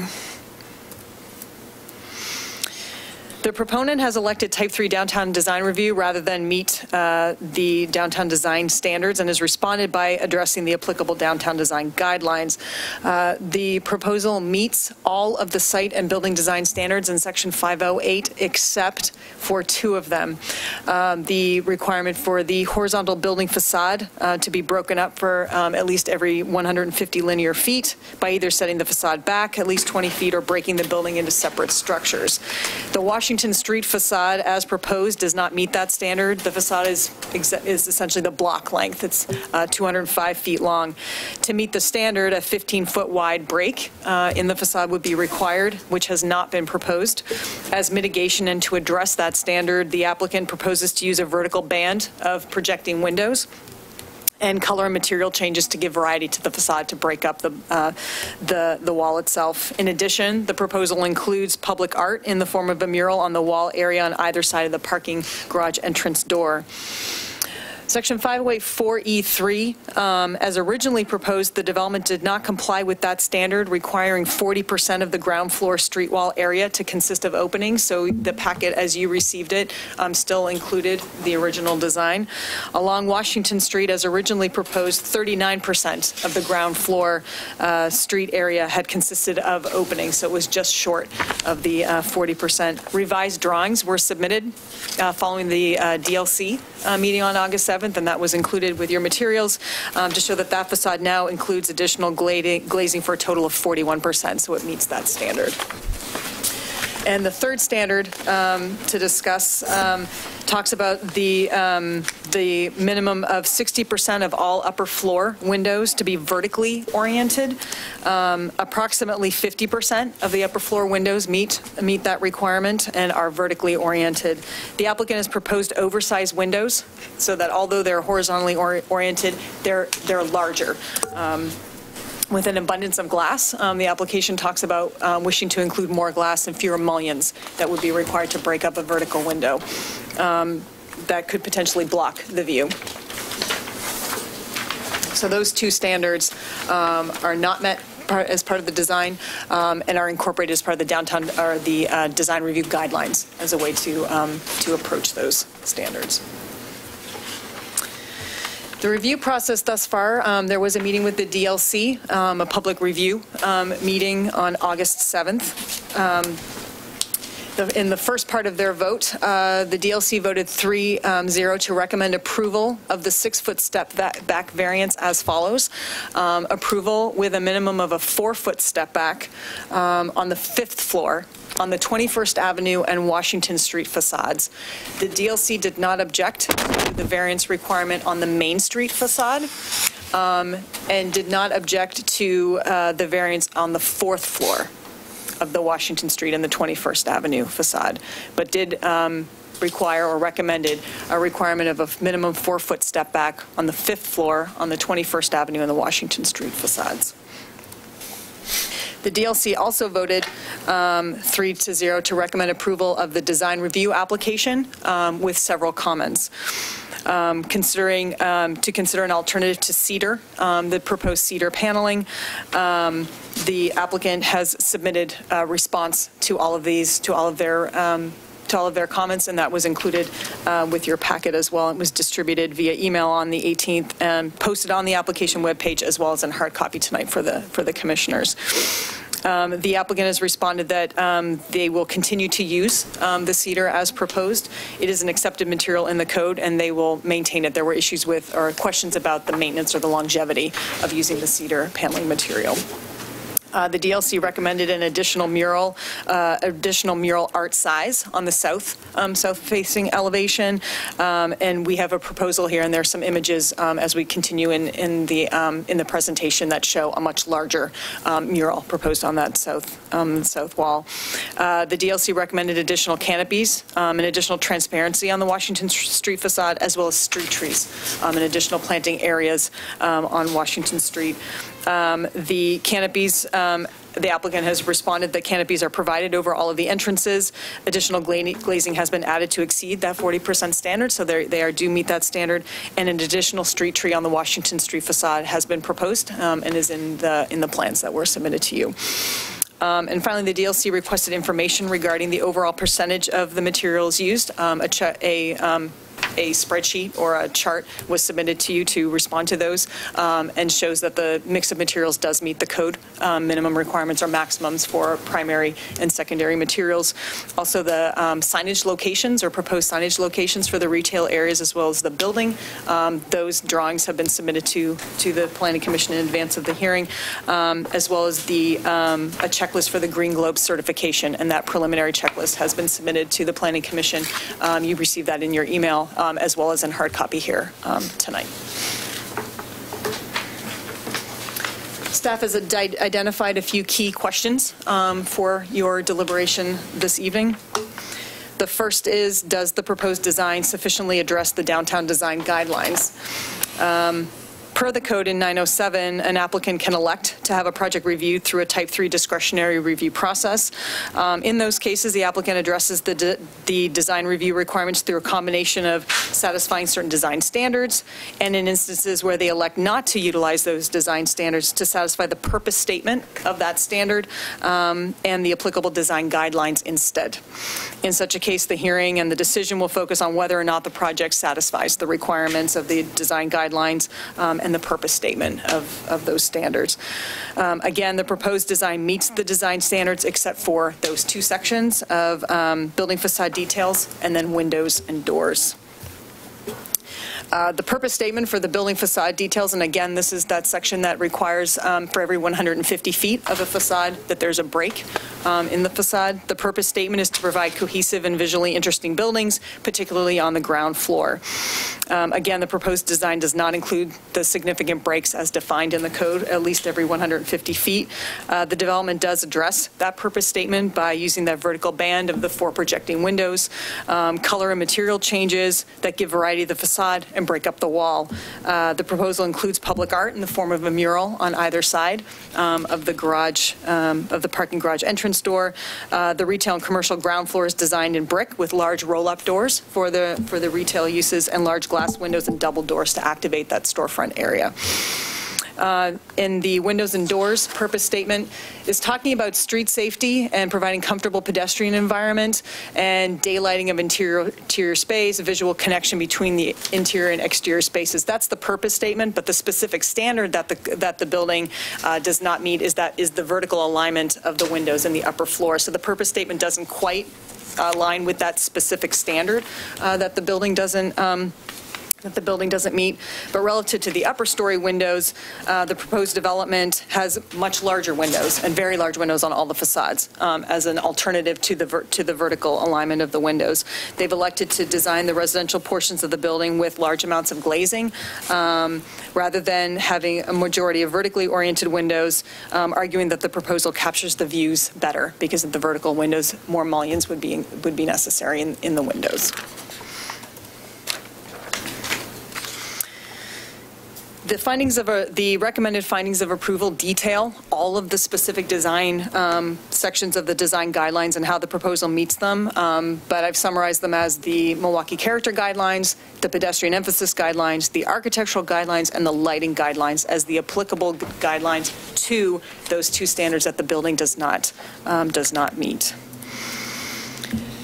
The Milwaukee Character Guidelines talk about several different things, but the intent is to create a lively street experience for the downtown.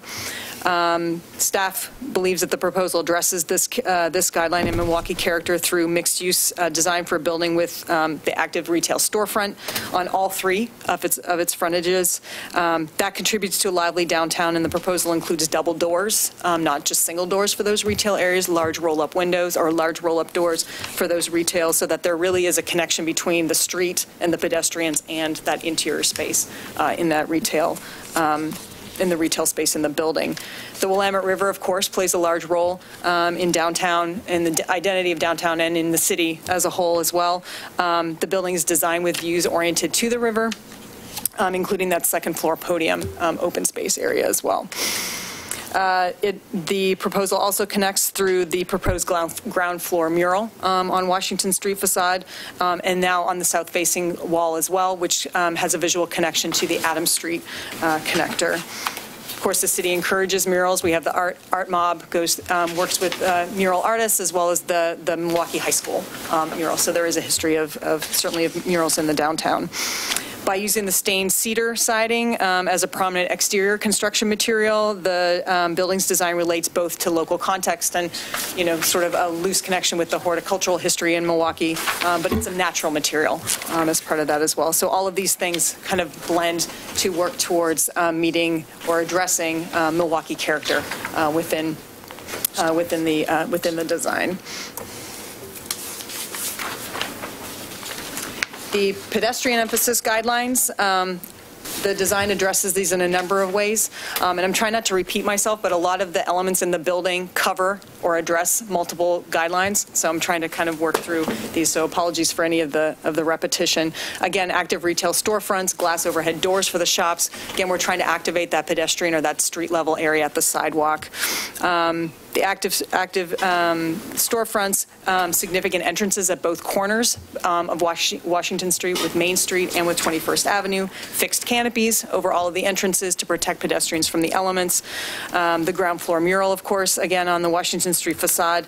The building is proposed with a zero lot line, so it's right up to the street, establishing that street wall to reflect the urban character of the downtown. Again, the pedestrian is a priority in this design guideline. And the building does this in a number of different ways to really emphasize that.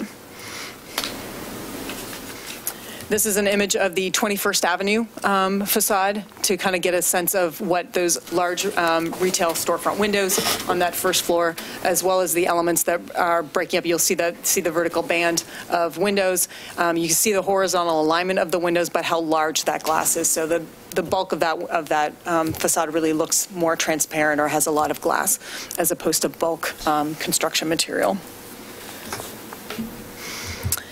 The architectural guidelines, the key idea here is to promote quality development while reinforcing the individuality and spirit of Milwaukee. The guidelines promote architectural types indigenous to Milwaukee or to the Pacific Northwest in general. Corner entrances, as proposed in the building, are both a design standard in the code, but also an element of good urban form to really lock in the corners of the building. Street corners are important. They establish a visual landmark for the street and also help to create create a stopping point at those intersections. The design includes prominent retail commercial entrances at both corners on Washington Street. Again, full glass doors on those retail storefronts, the roll-up windows, transoms, double doors, side lights, glass overhead garage doors, all contribute to the architectural design of the building and its relationship to the street. The use of 3 distinct building materials establishes that clear base, middle, and top of the building. Brick for the bottom, the fiber cement clad middle with the cantilever shadow box feature in the middle, and then the natural cedar siding top, and then interspersed throughout the middle as well. The vertical stacking of windows, as well as the really deep cornice at the top, really establishes that top of the building as well. And then again, the second floor podium terrace as part of that overall architectural feature for the building. And finally, the lighting guidelines. The proposal talks about including exterior building lighting that will be integral to the facade. We don't have any drawings that really show kind of how that's going to work exactly, but particularly on the ground floor, the narrative describes architectural lighting for the base of the building. Landscape lighting is proposed to highlight the street trees, and then the second floor podium landscaping as well. And the whole idea is that lighting that will contribute to an active and vital downtown.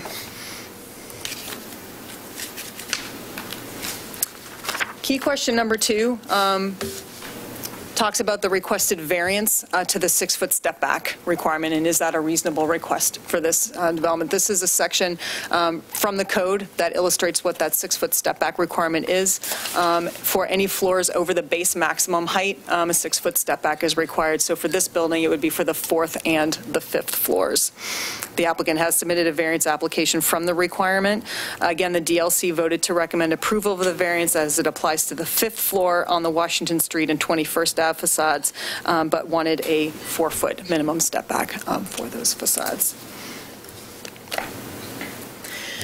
The proposed design includes a change in materials that creates that base, middle, and top facade details as described in Section 508 in the design standards itself. The 5th floor is differentiated to reduce the building's perceived bulk to be more compatible with the surrounding development. The overall bulk is reduced through the mix of materials that you see with the cedar, the fiber-clad cement, and then, of course, the brick base. And through that deliberate use with that cantilevered sort of box, shadow box effect in the middle, the 5th story, it creates the illusion of the step back without it actually being there. And then with the oversized cornice top, it's 48 inches as shown in the plans. So it really it levels that top, but the 5th story appears to almost have that 6-foot step back without it actually being physically included in the design. Staff recommends approval of the variance with the proposed design. We contend, or we believe, that the findings show that the design meets the intent of the standard without the strict compliance of the standard. And in addition to the design response that we've reflected in the findings, the applicant provided additional material to you in advance of the hearing regarding the variance. The response, and the applicant is here and can certainly speak to this, but did indicate that compliance would increase the building height and would increase the overall construction cost of the project significantly. But I'll let the applicant speak to that specifically. The staff's findings dealt specifically with the design intent and with the response of the design to the design guidelines and the standard. Key question number 3, as originally proposed, the applicant showed this blank facade wall and the south-facing wall that you could see from Adams Street Connector as well as from the train station, and certainly it did not at the time, as proposed, serve as a positive gateway or an attractive facade to the building. A condition of approval has been recommended to address this, requiring that a mural, as an example, be installed on that wall, as well as on the northern facade adjacent to the garage entrance door.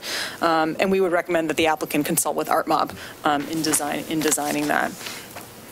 The applicant, in the supplemental materials that were submitted after the DLC meeting, showed a couple of illustrative sections of the building and what that large mural might look like. I don't believe these are to be taken literally as the proposed design, but you can see how a large mural can really emphasize that the facade of the building and include some art that can be shown on the large wall.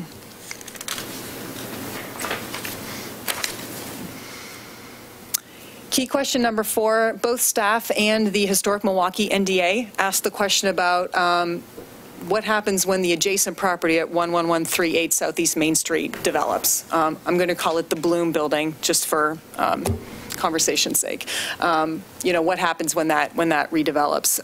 The applicant, of course, does not control that property to the southwest. Currently has a single-story building with fairly substantial parking area as well. So it's a fairly large lot. Does raise a question about the future redevelopment of that property and how it might impact or affect this existing development. The design of the proposed building, of course, is based on the current configuration of the adjacent lot and of its own lot. There's potential that it could redevelop with a large building not dissimilar to the one proposed. It has the same zoning, of course. It is larger and it does have a bit more space, but it's conceivable that it could develop with a large building fairly close to the existing building. The second floor podium and terrace could be impacted by a building nearby or next to it. So it would predominantly affect the terrace area, we think, depending on how that property would redevelop. Again, the applicant doesn't control that adjacent property. There's no way of knowing when and if it would ever develop or how. Certainly, the city cannot place conditions on the proposed development relative to the adjacent. We just raised the question. Even though building code requirements would preclude any windows and doors at the property line unless they're protected. Windows and doors, the applicant might wish to include maybe a notice to potential residents in the building that there could be future development there, but it's just a question that we just raised based on the location and the proximity of the existing site. Staff has received several comments about the project. It takes up 2 slides. That's how many we got. The fire district submitted comments regarding the water supply plan, and certainly that will be required as part of the building permit process. The Historic Milwaukee NDA submitted comments and asked various questions, including the impact on the adjacent property, the Bloom Building, the blank wall on the south-facing facade. They asked about outdoor public amenities and if pedestrian access would be compromised on the sidewalk. This project will be required to build out the sidewalks on Washington Street and on its main street to the public area requirements for downtown, which include a much wider sidewalk and a furniture zone as well. So in fact, the pedestrian area will be improved as part of this project because of the much wider sidewalks. Improvements to any of the signalized intersections in the immediate vicinity, and that would be part of any of the traffic impact, impact study, as well as coordination certainly with ODOT and with TriMet, as well as how those signalized intersections are going to work. And asked about the name of the development, and I don't believe that has been finalized, but the applicant can answer that, and if the existing neon Bernard sign will be incorporated, and again, I'll let the applicant answer that question. ODOT submitted various comments, which of course have been forwarded to the applicant regarding the functioning of the signalized intersections, any changes to the signal timing. All of that will have to go through ODOT permitting to do anything that happens there, including any changes to the sidewalks, intersection modifications, roadway, all of those things. And the applicant is well aware of those requirements. Doug Nafe, the owner of the property across the street, submitted comments and supports the approval of the application as submitted. Neil Hankerson from Dark Horse Comics submitted comments, strongly supports approval of the application, including the variances. William Place, owner of the commercial property at 11049 Southeast 21st Avenue, submitted comments in support of the project and did submit comments about the possibility of a living wall or a green wall on that south-facing wall as an alternative to the mural. Again, those comments have been forwarded to the applicant. And Megan Gibb from Metro submitted a letter supporting the project and reflecting that the project has received a $500,000 Metro TOD, or Transportation-Oriented Development Grant, from Metro in order to financially support the project. We also received comments this afternoon, and those comments are in your packet from Kelly Keener, owner of K. Marie, and also the chair of the Downtown Milwaukee Business Association, in opposition to the variance, to the step back, 6-foot step back variance. Patrick Jones, owner of 12500 Window Covering, similarly submitted a comment in opposition to the variance application. Nathaniel Taylor at 2836 Southeast Washington Street submitted comments including opposition to the 5th story on the building, as well as to the variance request, and some other comments, and I believe Nathaniel will be speaking, submitted a comment, and you have his comment letter in your packets as well. And finally, Scott Churchill submitted comments, resident of 2708 Southeast Monroe, opposes the approval of the variance for basically with talking about appropriately scaled development, and he's here in the audience as well. The Planning Commission has decision-making options again this evening to approve the application with the recommended findings and conditions of approval that staff has submitted to you, approve the application with modifications to those findings or conditions of approval. We'll need to craft those modifications at the hearing and read them into the record. You could deny the application with findings that it does not meet the relevant approval criteria, or you could continue the hearing. The final decision on the application, which includes any appeals to the City Council, must be made by October 20th to be within the 120-day appeal period. The staff recommendation, again, is to approve the downtown design review application and the variance applications for the 5-story mixed-use building, and we recommend adoption of the recommended findings and conditions of approval. I'm happy to answer any questions. We also have here in the audience Lauren Losfelt. She's the chair of the DLC. She can answer any questions that you might have about the DLC review of the project and the comments that they submitted. We also have Layla Aman. She's the development manager for the city within the Community Development Department. If you have any questions about economic development initiatives or development in general in downtown, she's here as well. That can answer. She can answer any of your questions. And that concludes my presentation. Vera, can you stay up here and have Commissioner Levant please join us? Oh, I'm sorry, Chair Lauren, come here. I totally hacked your last name. It's been hacked many times. Any current questions for staff or the chair of the DLC?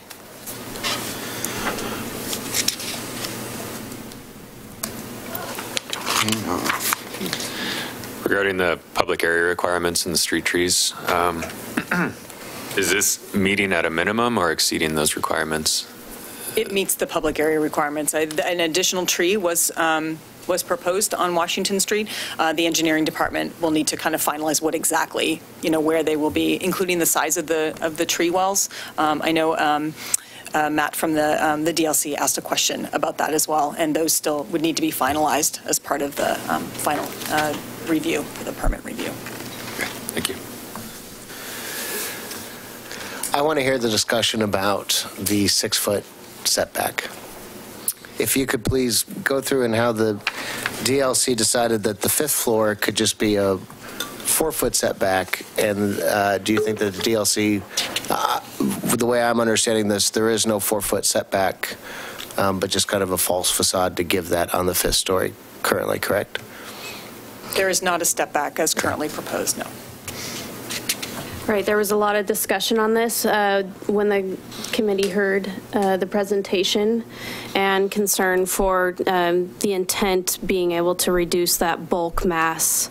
And so what the committee decided on after a lot of discussion was that for the 5th floor, which is the 4th and 5th floors being the addition beyond, that the 5th floor at a minimum meet that at some level the variance setback requirement, and where we landed was a 4-foot minimum requirement for step back, understanding that the breakup of material palette was providing some of the benefit of breaking down that bulk mass as Vera presented it, and we felt that that was doing some of that work. So our focus was then on the 5th floor. Did the shadow box have any effect to your discussion that gives you enough of a setback feel from the street? Certainly from this angle it helps, but being that the long elevation here on Washington Street, that it's only happening at that one area, and so as you continue down that elevation there, you don't have that continued push play on the facade. We do have the bay windows that you see, the vertical bay windows, and there's 2 along that facade that help, but you don't get that continuous effect, which would give you a feeling that there is a setback to the building. It's happening at this shadow box here, and then it's also happening on the west elevation, another shadow box. If you will, play. I don't want to jump into your personal opinion, so I'm not quite sure how to. Did anybody during the meeting ask about extending that shadow box all the way around the building? We did talk about seeing whether or not the white boxes, white material could actually present more push play on that facade in addition to, and I think that was a kind of a recommendation from the committee, was that be reviewed, other alternatives be reviewed. On the west elevation, where you have a much smaller distance across, there's quite a bit of push play, and there's another shadow box, and there's a lot of variety of materials, so we felt comfortable with a proposed design in that area. Our main concern is these 2 elevations here, where you see a much larger extent of the building without that play, and no variance setback.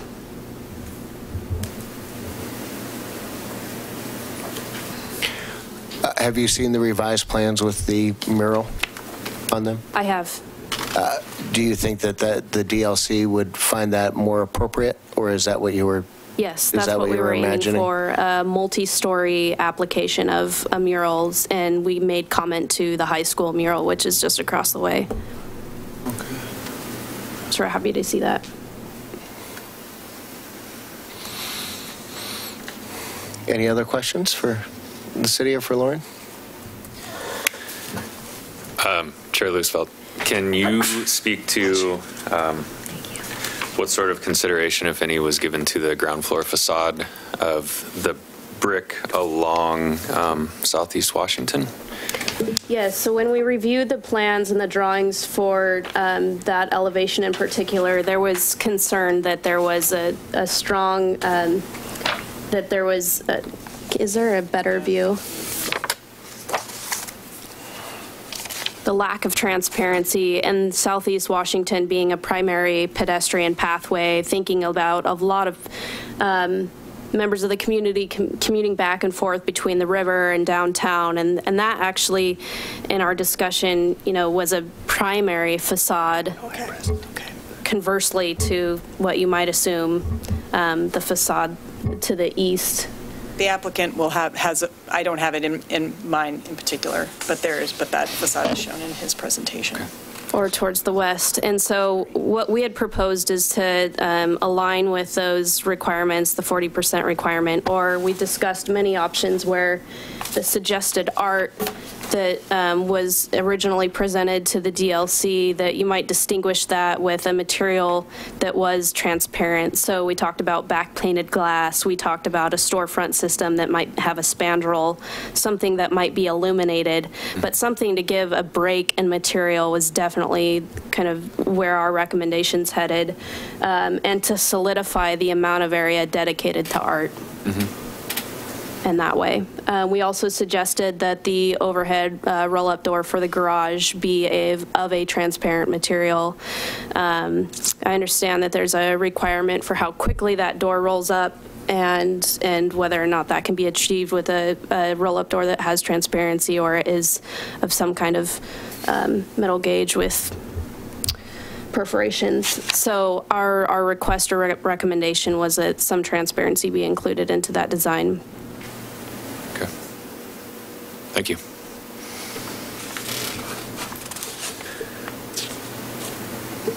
Any other questions?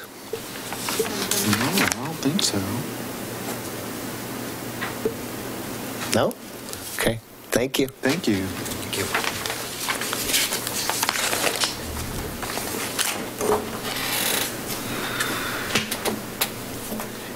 Have we received any correspondence on this matter other than those items included in the meeting packet? Yes. We do get to make those. Yes, I'll cue it up for you. Hold on. The comments, I've sent them both in an email and as a packet of comments. Those were sent after your actual packet and staff report packet went out. So there was a collection of comments from Neil Hankerson of Dark Horse, William Place, Megan Gibb, Patrick Jones, Kelly Keener, Scott Churchill, and Nathaniel Taylor. All of those comments came in after the packet went out. Okay. Comments from the applicant or their representative? And just for the record, state your name and address, please. Yeah, sure. You go first.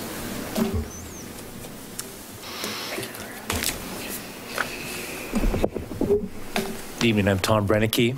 I'm at 760 Southwest 9th Avenue, Portland, Oregon. Guardian Real Estate Services is my company. I'm the project developer. Thank you for your time this evening. We've worked extensively with the city staff here over the past year to create what we think is a wonderful catalyst project for downtown Milwaukee. I'm originally from downtown Milwaukee as well, so happy to be back. I've been in Portland and in several other states for years, developing and operating apartments, and this really represents an exciting development, I believe, for the city. And the city staff's been wonderful to work with, and we believe we've taken all the comments and suggestions to heart, worked hard to balance good design, great design, and economics with this project. And tonight we'd like to explain our support for the variance and why we believe it should be granted. And I brought with me Kurt Schultz, Sarah Design, who's our architect this evening. Introduce Kurt. All right. Go ahead. Thanks very much, Tom. I've actually got a hard copy of what we're presenting tonight because we did make some revisions since we met with the DLC. This way you can follow my presentation, take notes or scribble on it or make faces, but it's a way to keep track of some of the things that have changed since the original application.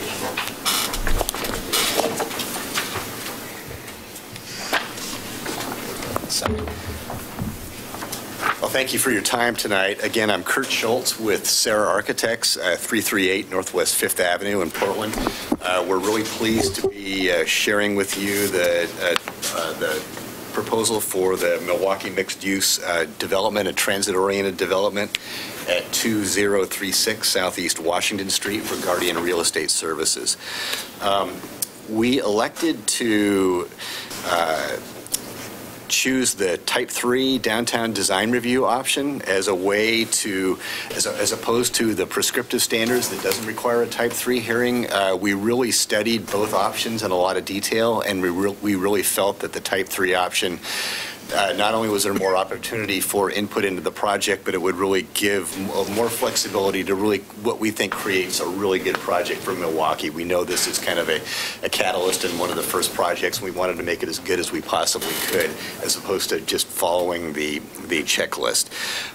We presented some original designs to the DLC on August the 7th. We really appreciated their comments, and we have incorporated many of their comments into our revised presentation that I wanted to show you today.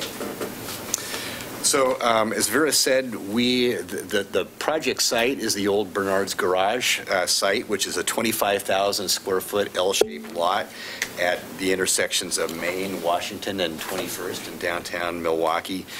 We have the Max Orange line just over to the east, and we're also close to the Milwaukee Main Street station. We do not have control over this adjacent L-shaped piece of property, which it kind of includes that one wall where we're proposing the mural, where, again, that L-shaped property, just like our L-shaped property, could be developed for a future building, probably this exact same size and height sometime in the future. We're also aware that Main Street is going to be the future home of the farmers market, and so we've actually set up the design to really be able to engage and help activate the farmers market to really make Main Street a really active pedestrian-oriented street. So starting with the ground floor plan, I wanted to orient you where a lot of the major elements are in the project. Again, Washington Street's to the north, Main Street to the west, 21st to the east.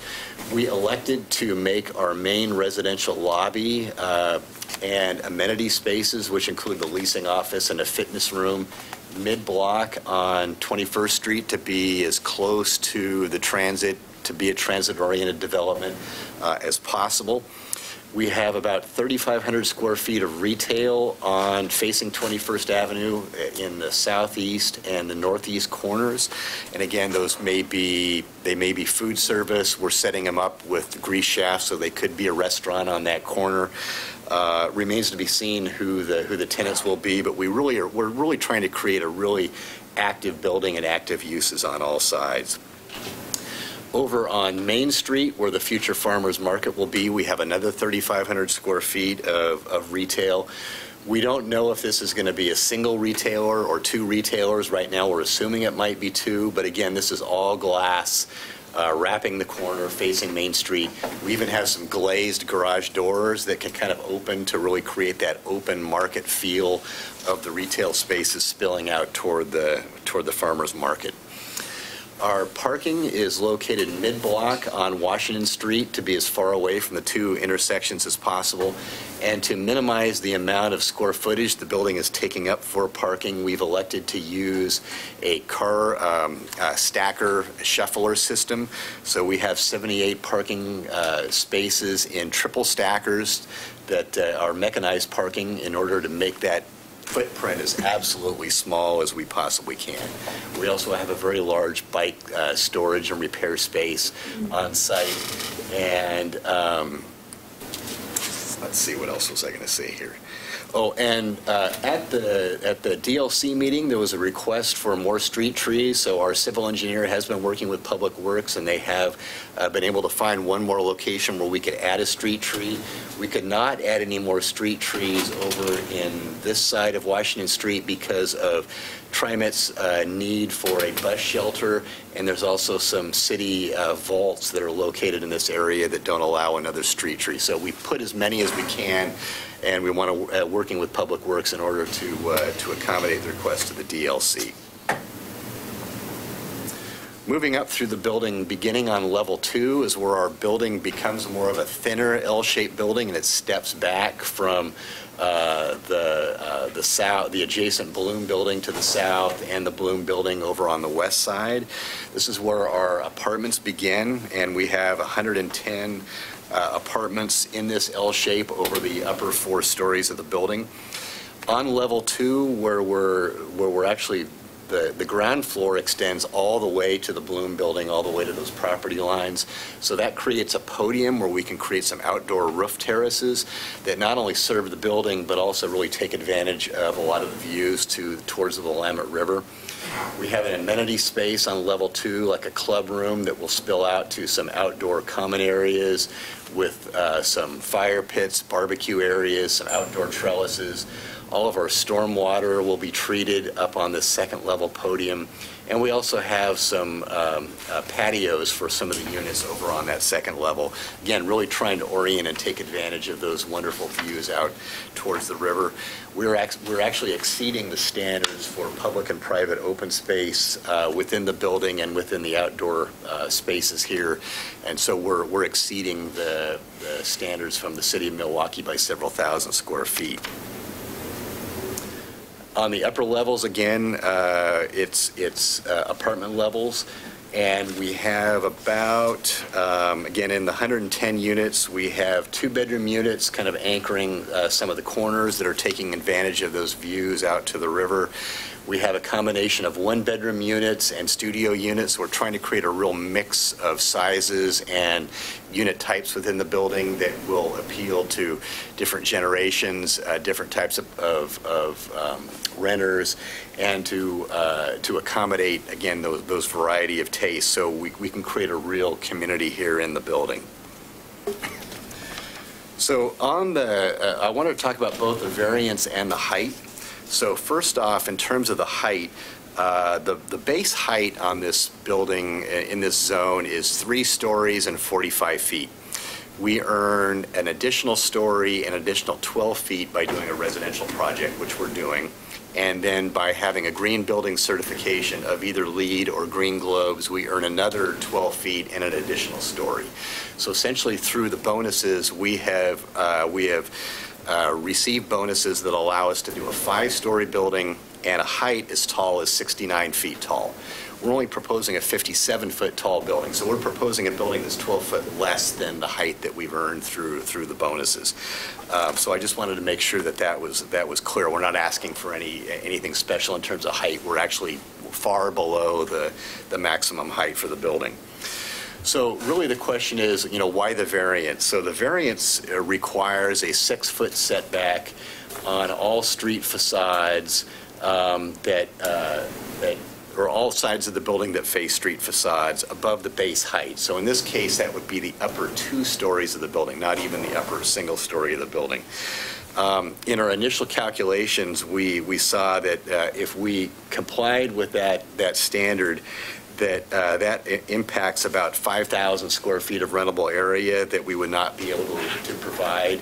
We would have a loss of about 16 units of living units we wouldn't be able to provide in the city.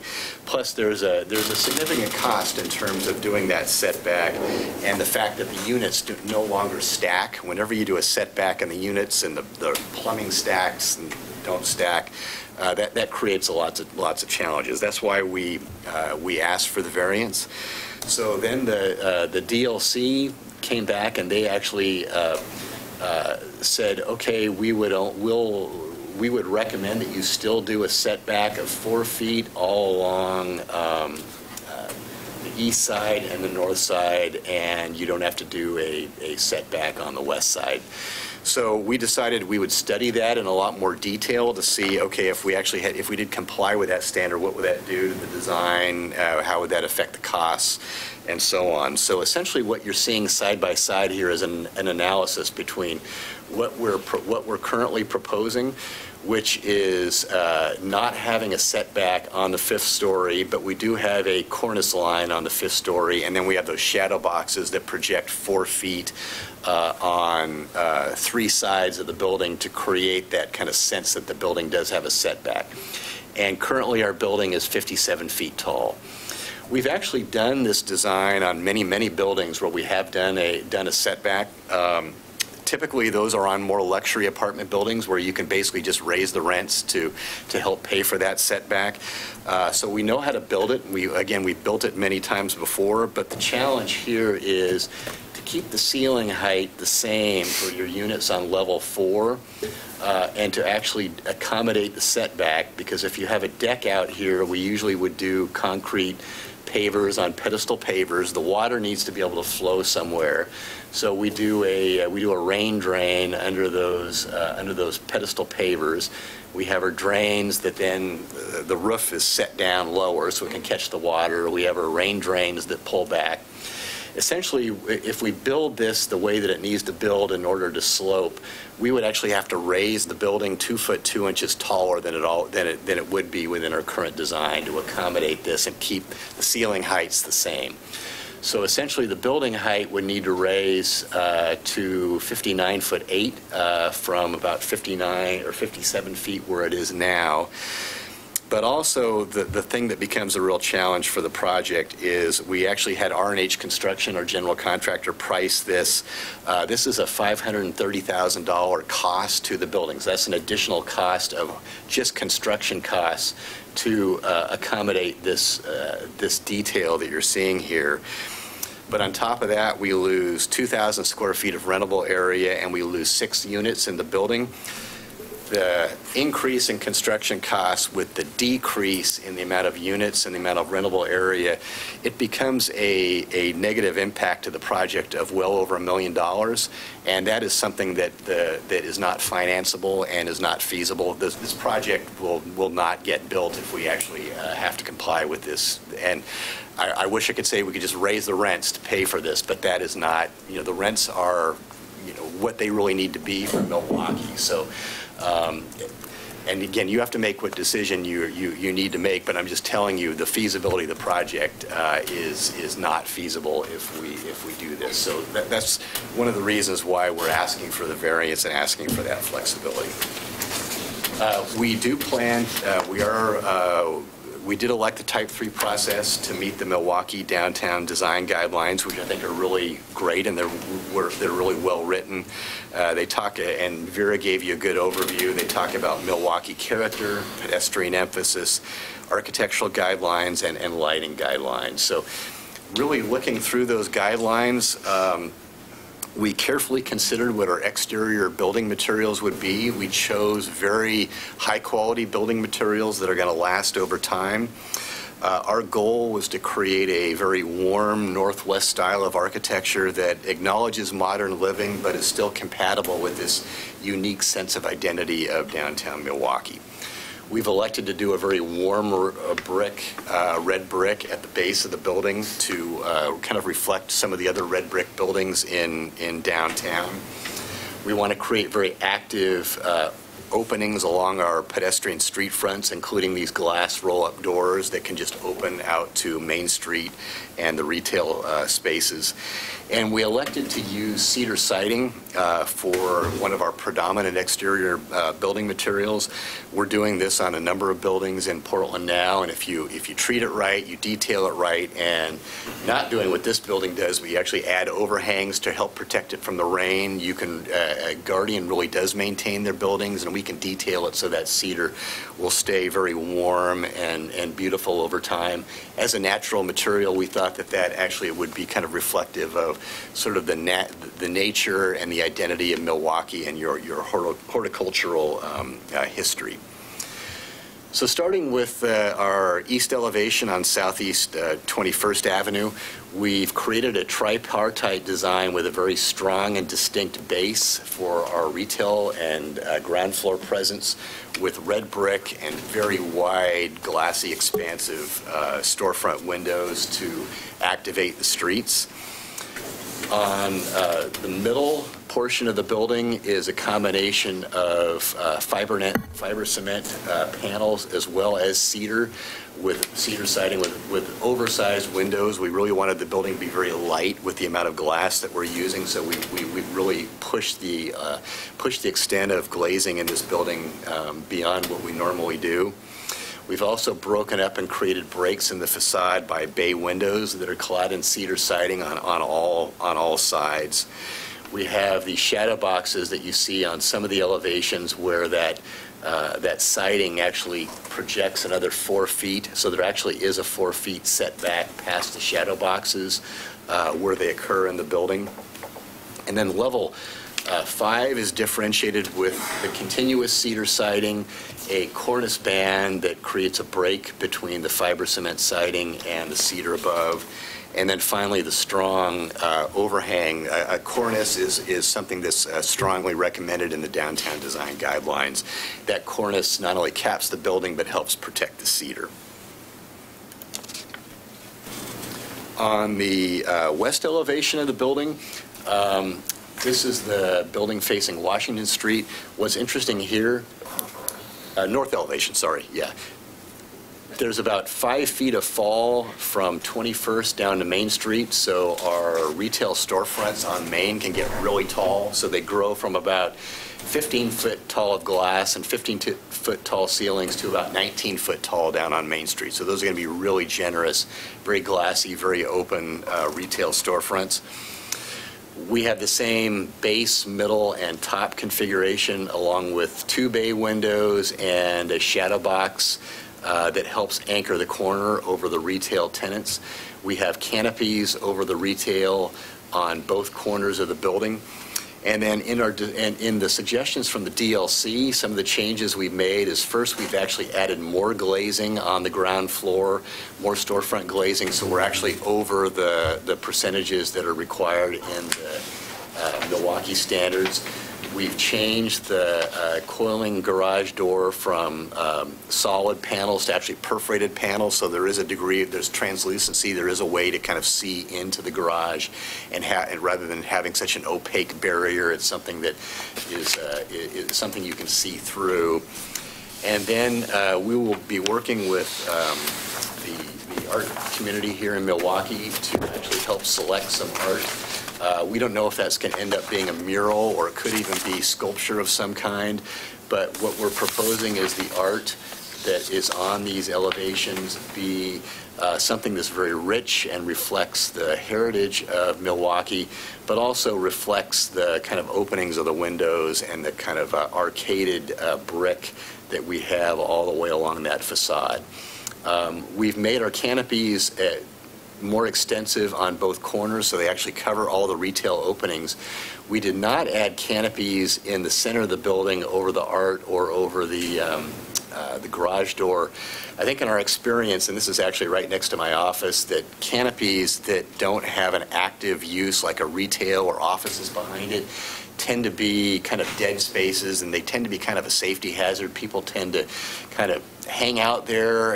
This is actually just this morning at my office, just kind of looking at a canopy next to it that doesn't have, next to us, that doesn't have glazing. We don't like to do canopies where there isn't an entry or a lot of glass, so we didn't propose canopies in the mid-block on Washington Street. Over on the south facade, next to Bloom, this is actually, this south wall is against our property line.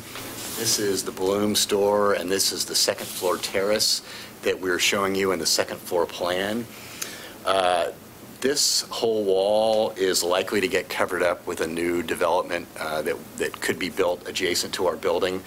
But we are willing to work with the City Milwaukee art groups to select an artist to actually do a mural or some sort of an art piece on that wall. We don't know what that is yet. It'd be nice if it was something that again, reflected the horticultural heritage of Milwaukee. We were showing one idea if it was dogwood blooms or another type of abstracted dogwood tree that is reflective of Milwaukee, but really that's going to be up to the artist. What we're committing to doing is a sizable piece of art that really covers up that entire wall and becomes something that is distinctive in the intermediate time frame until a new building might be built and that is covered up. Finally, on the west elevation facing Main Street, we have very tall retail. We've got large storefront windows facing Main Street with a garage glass roll-up door to engage Main Street when it becomes the farmer's market. Again, we have the strong base all out of red brick at the retail base, the middle with the shadow boxes and the fiber cement paneling. We've got the bay windows, and then finally the distinctive setback at level 5 with the cornices, and these walls then are back 4 feet from the edge of that shadow box. But that cornice projects all the way around the building, is only broken by the vertical bay windows that create interesting relief in all the facades. So on our, I think Vera showed our kind of three-dimensional representations of the building. We've been really focused on creating a great pedestrian environment with retail, large storefront windows, canopies on all sides of the building that have active retail or active lobbies.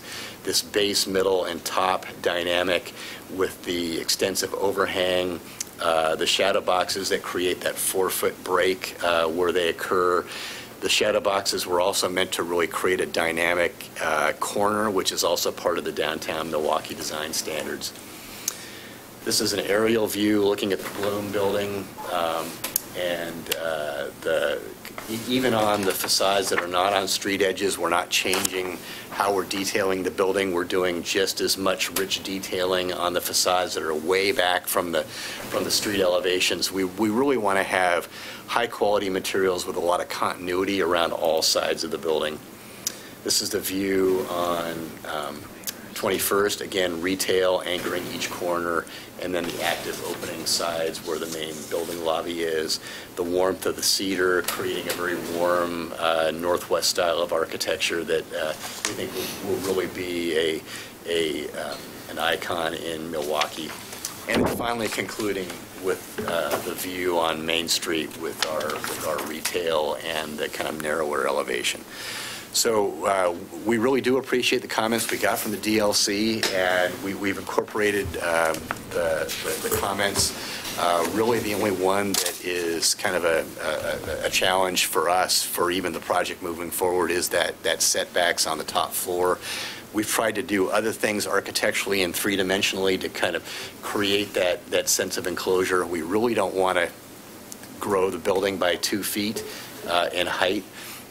We really think we're designing a very high-quality building with high-quality materials. As a matter of fact, this is as nice or better of any building that we've been doing in the Pearl District lately. So we're really thankful that Guardian is committing such high-quality design for your city, and we're open to your questions. So thank you for your time. Thank you. Any questions for the applicant?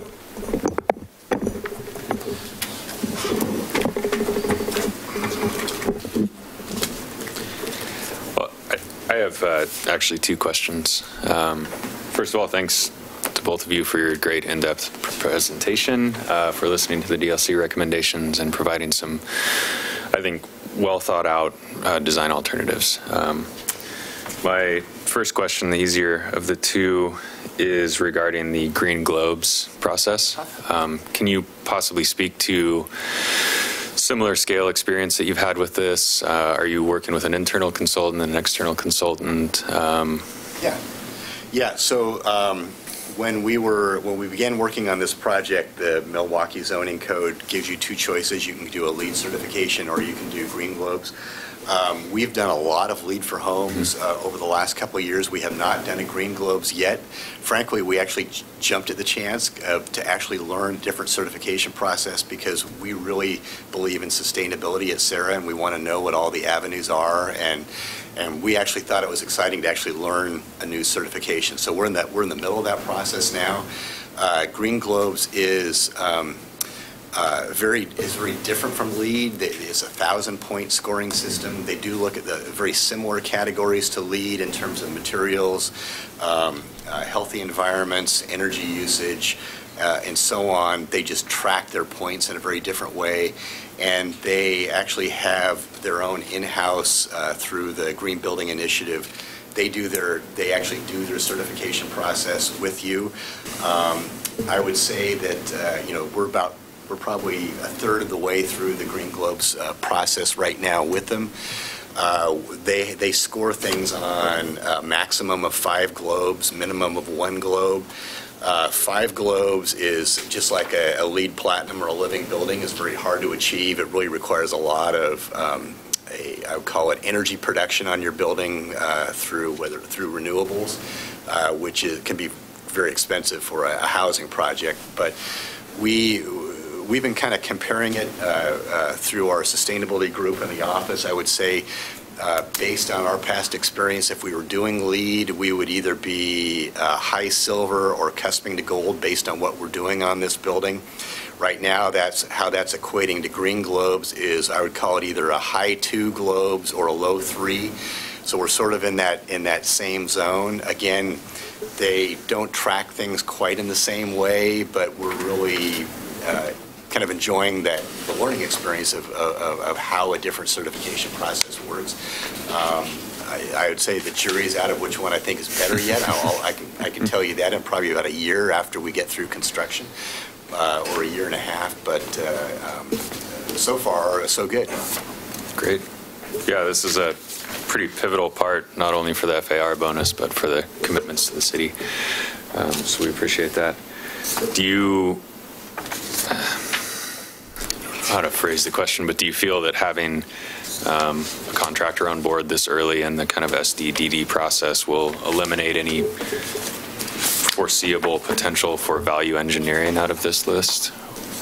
Yeah, no, I mean, we would be committed to building this project. If we have to do any further value engineering, that would probably be inside the building or things that you wouldn't see here. But if the entitlement is granted through this land use process, we're committed to delivering the design and the materials that you see here.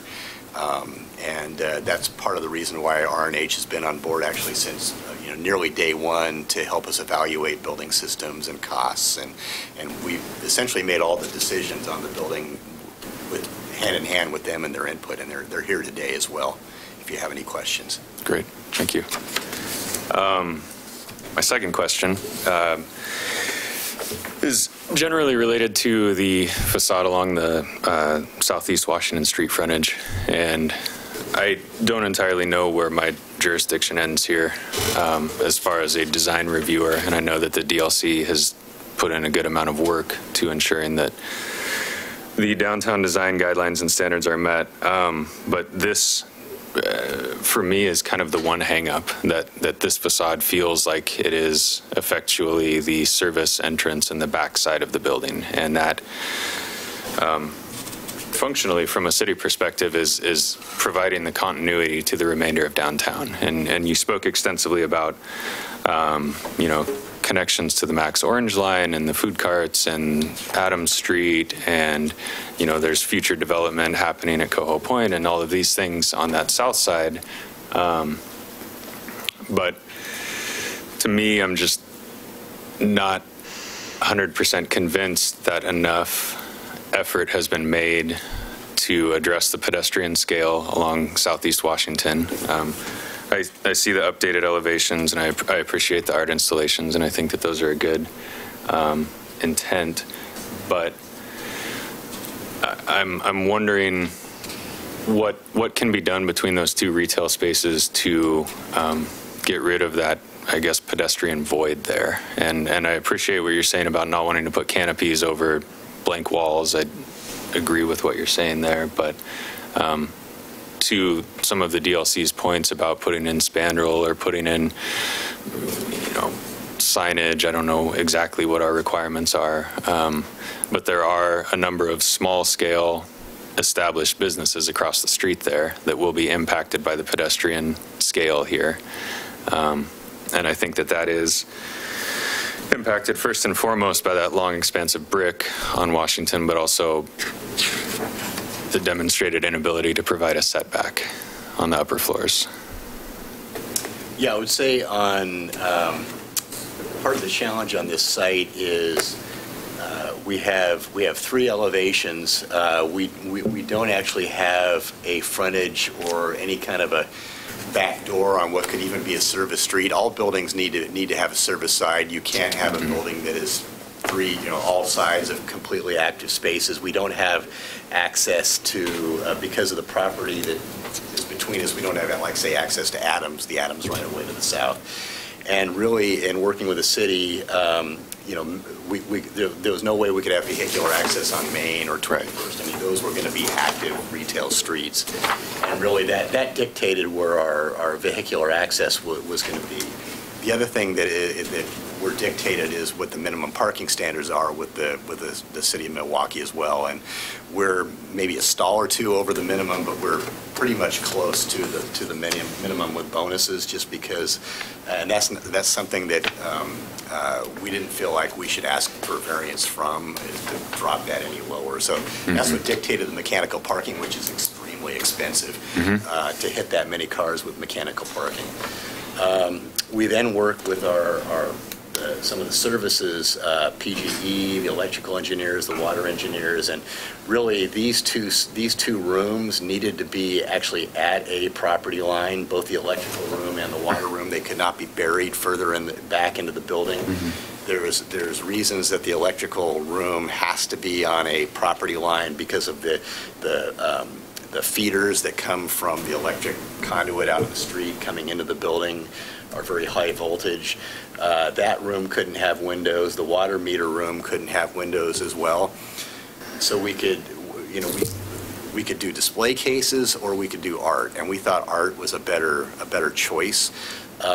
Probably the only thing we could possibly do would be this idea that we actually took the mechanical parking here, shifted it down further into this area, and tried to rotate the electrical room a little bit to get a little bit more glazing on that side. But I hate to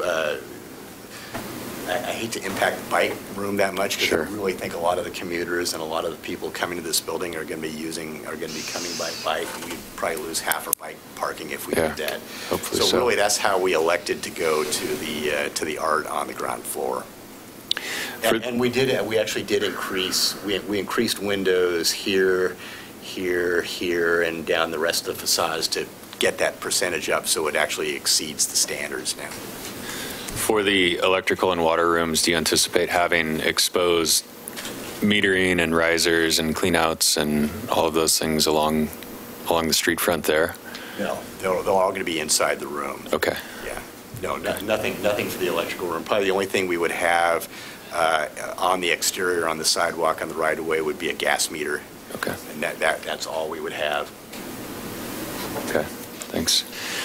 I guess my 2B question, if I may, regarding the setback on the fifth floor, the details that you provided of the either/or option, showing the full 0-foot setback or the 6-foot setback. I guess I'm not totally convinced that this covers the spectrum of possibility that you could explore, especially given that like the main street elevation in particular has an already detailed 4-foot setback on a horizontal plane there for the fiber cement panel punch-outs. Yeah, that's just a sheet metal standing seam roof, that sheds over. So I understand that there's a very significant impact to the number of units and your gross leasable square footage if we ask for a pullback all the way around. But if we were to suggest pulling that fifth story back on just on the Washington frontage to provide a little bit more scale for the existing single-story buildings, would it be possible to detail that same or similar condition there that wouldn't require a height increase? What would be more possible is really more what Greg was suggesting, of more potentially another shadow box of some kind, as opposed to actually pulling the structure back on that edge. So essentially, of what you were talking about on the fifth story, more of that would definitely be preferential, because again, once we actually start pulling that back over the floor lines, that becomes a really challenging and probably still a non-starter to make the building happen. I've just got to be honest with you. Okay. This is a really, really high quality building in a place where the rents are not that high. So I mean, that's all of our challenge here, is how to really create really high quality in a place where you guys really care about your city, you care about quality, and we get that. We want that as well. Yeah, absolutely. We also want to be able to, but we can't build it if we can't finance it, so. Absolutely. Okay, thank you very much.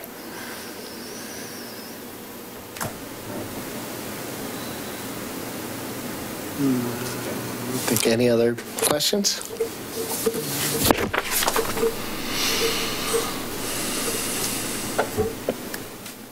I don't have a question. I would just agree with Scott. That's a pretty wide expanse of brick down there on that Washington side, and I had the same concern. You said it much better than I could have.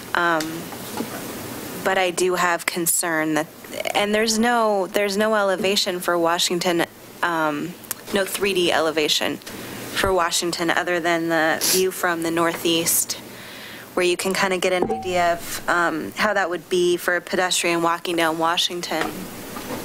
So I guess I would just like to know what your proposal is for that art there that would take up that, I guess, large expanse. Do you have any? Well, We didn't actually want to pick an artist until we actually wanted to actually work with the Art Committee and decide who that artist should be.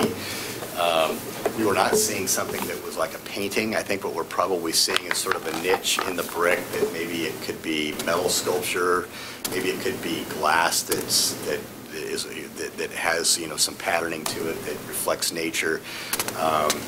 We didn't, at this point, I've done a lot of work with artists, and I hate to tell the artists what to do. Oh, we sure. give them some suggestions, but they usually come back with better ideas than we even have. Yeah, I've had that same experience. We've been happy to share what we learn as we have the artists selected. That would be great, yeah. And show you the progress of the decision making. Okay, yeah. And get feedback as well. Yeah, that would be great.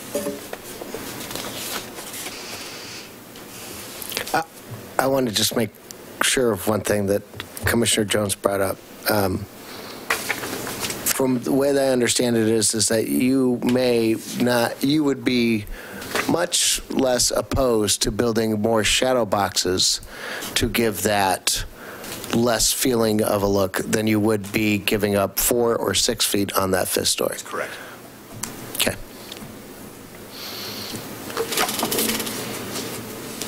Any other questions for the applicant?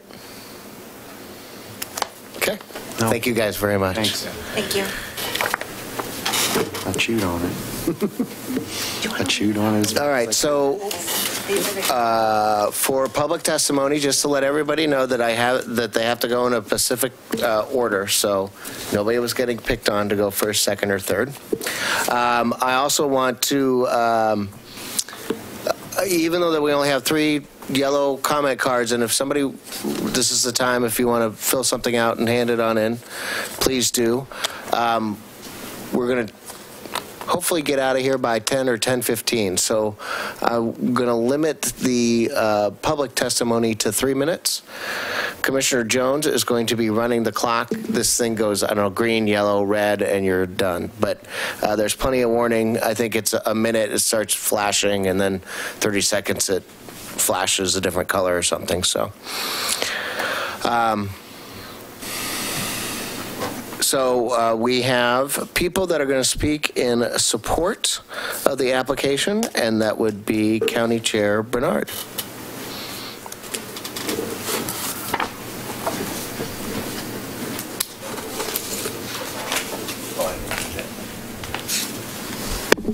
Oops. 3 minutes started a long time ago, mister. Oh, yeah. I'm Jim Bernard. I was the owner of that property. My family's owned it since 1924. Used to be the site of Milwaukee's St. John's Catholic Church prior to 1924. My grandfather built a building there in 1925. And just to give you a little background and why I think this project is so fantastic is that I'm not going to profit anymore from doing it any other way. I don't own the property anymore, but I just want to talk a little bit about the background. My father was mayor in the 60s. I was mayor in the 2001-2009. I was the chair of the Milwaukee Downtown Development Association. We tried very hard to get people interested in investing in downtown Milwaukee. We held wine parties. We did all kinds of things. We could not get anybody interested in downtown. Basically, they told us, take a tractor and knock it all down, and we'll start over. But getting people together, joining properties, everyone thought their property was worth so much money, and back in those days, it certainly was not. The first opportunity we had to really change Milwaukee was the Milwaukee Sunday Farmers Market with the Milwaukee Downtown Association created. I met Tom, I guess in my writings, I thought it was 2017. Time flies. It was 2016. And one of the most important things I said is that we want a project that my father, my grandfather, and my family can be proud of. And I think this property represents exactly that. I think some of the variance requests have been in the design have helped eliminate that. It is the first project in downtown Milwaukee, and it's at one side. There can never be anything built. There's a railroad track. There's a light rail line. That's 21st Street. On the other side, of course, Main Street, and on the back side, the Shipley family. I actually tried to buy that property many years ago. Mr. Shipley can't seem to move along. He also wants to create something that everyone could be proud of. But I think that the design of the building itself allows, that should allow the variance on the setback. I have a lot of other things in here that I could talk about, but I think that one of the things on the big door, the opening in the door, I think some glass along the side, maybe stainless steel artwork could eliminate some of that. But I think it's most important that this is the first project Milwaukee has. Hopefully many more will come, but until this project is done and gone and developed, Milwaukee will remain what it is today, which is not growing. Thank you. Andy. Did I tell you who I was? Jim Bernard, 10212 South New Arrow Road, Canby, Oregon. Any questions for Mr. Bernard? No, thank you. Thanks. Thank you, sir.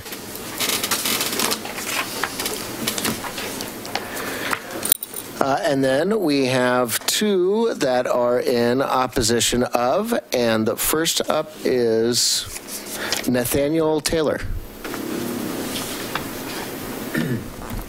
Hi there. Thank you for hosting me. I live on 2836 Southeast Washington Street. I spend a lot of time walking up and down Washington Street and experiencing the pedestrian level of that area. One of the things I like is that I can see a beautiful skyline of trees, and I also enjoy going to the Pretty Painted Lady and other places like that. I think this development represents an attempt to go for maximum profit at maximum height. I believe the height represents an illusionary principle that the top hat somehow will create the shadow box that says, oh, we're lower. I think the Planning Commission has really worked hard to make a setback over the years of 6 feet, and that works in urban planning. I've seen this because I'm also a design student, an architectural student, and I also have a degree in sculpture. So I'm very familiar with design rules and why they are made. This is trying to violate those rules. They say it's not going to be profitable. They talk about not being able to raise the rents. The rents are going to go up and up and up. I see this happening around here. There's going to be more developers here. There'll be further developments here. And they can also Airbnb the hell out of this place due to the fact that it's using one little tiny studio apartment after another. So that's just going to create not so much of a community, but a very much community that's transitory. And because they'll be getting jobs in Portland and they'll be moving in and out, I'm all for that. I love the fact that this building is fantastic in many ways, except for the height. I think they know that they can get the money they will get even with the setback, but they're concerned they're not going to get the maximum profit. It's an investment. It's not for sale. People don't own the little properties, they rent them. So they're looking for the maximum return on their investment, and this is what I see here. So along with the environmental standards and all the other stuff that I could argue with, I'm really concerned about the height. We're losing a very clear skyline, a very beautiful corridor that's going to be very important to the future of Milwaukee. That is a major street. People travel up and down that every day. You say that Washington Street has this facade here, and I think that facade and that street level facade, that pedestrian level facade, everything there could be beautiful, and we could have a wonderful community around there where you go down to the transit area, you hit that corner where Duffy's is, and that whole area could be open, they could be wonderful, there could be cafes, there could be all that stuff, and we're missing an opportunity here with this development. What we're seeing here is just a transitory community coming in here, and it's going to be in and out. People are going to stay there for a year, they're going to be gone maybe 2 years. It's going to really detriment our quality of life here, especially mine since I live up the street. That's all I need to say. Thank you. Thank you. Any questions for Mr. Taylor? Thank you, Mr. Taylor. Thank you. Yep. Okay, so this is the last yellow card I have. Lots of people here. Nobody else wants to comment? All right. Mr. Churchill, you are up, sir.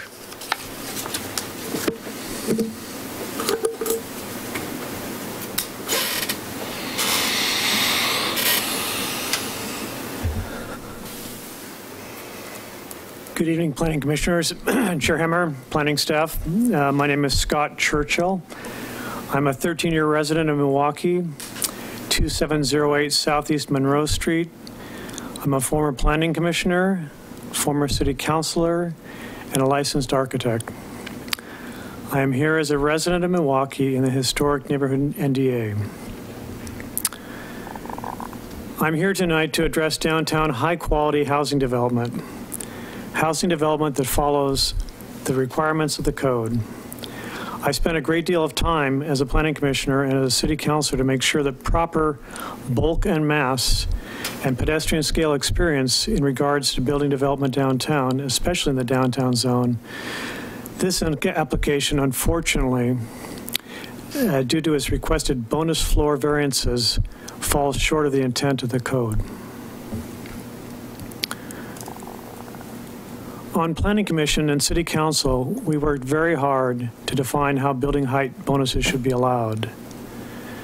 As you know, the code allows a bonus floor for housing as long as it sets back from the street side property line by a minimum of 6 feet. It also allows an additional bonus floor for exceptional environmental building standards, again, as long as it sets back from the street side property line by a minimum of 6 feet. Once again, base building height in this area is 3 floors. Floors 4 and 5, these are bonus floors. They are not an entitlement. And as such, they require a setback to have a 6-foot setback. This setback is critical to the proper bulk and mass and pedestrian scale experience in regards to building development. These upper floors are not required. They are a bonus floor, which requires a setback to reduce mass.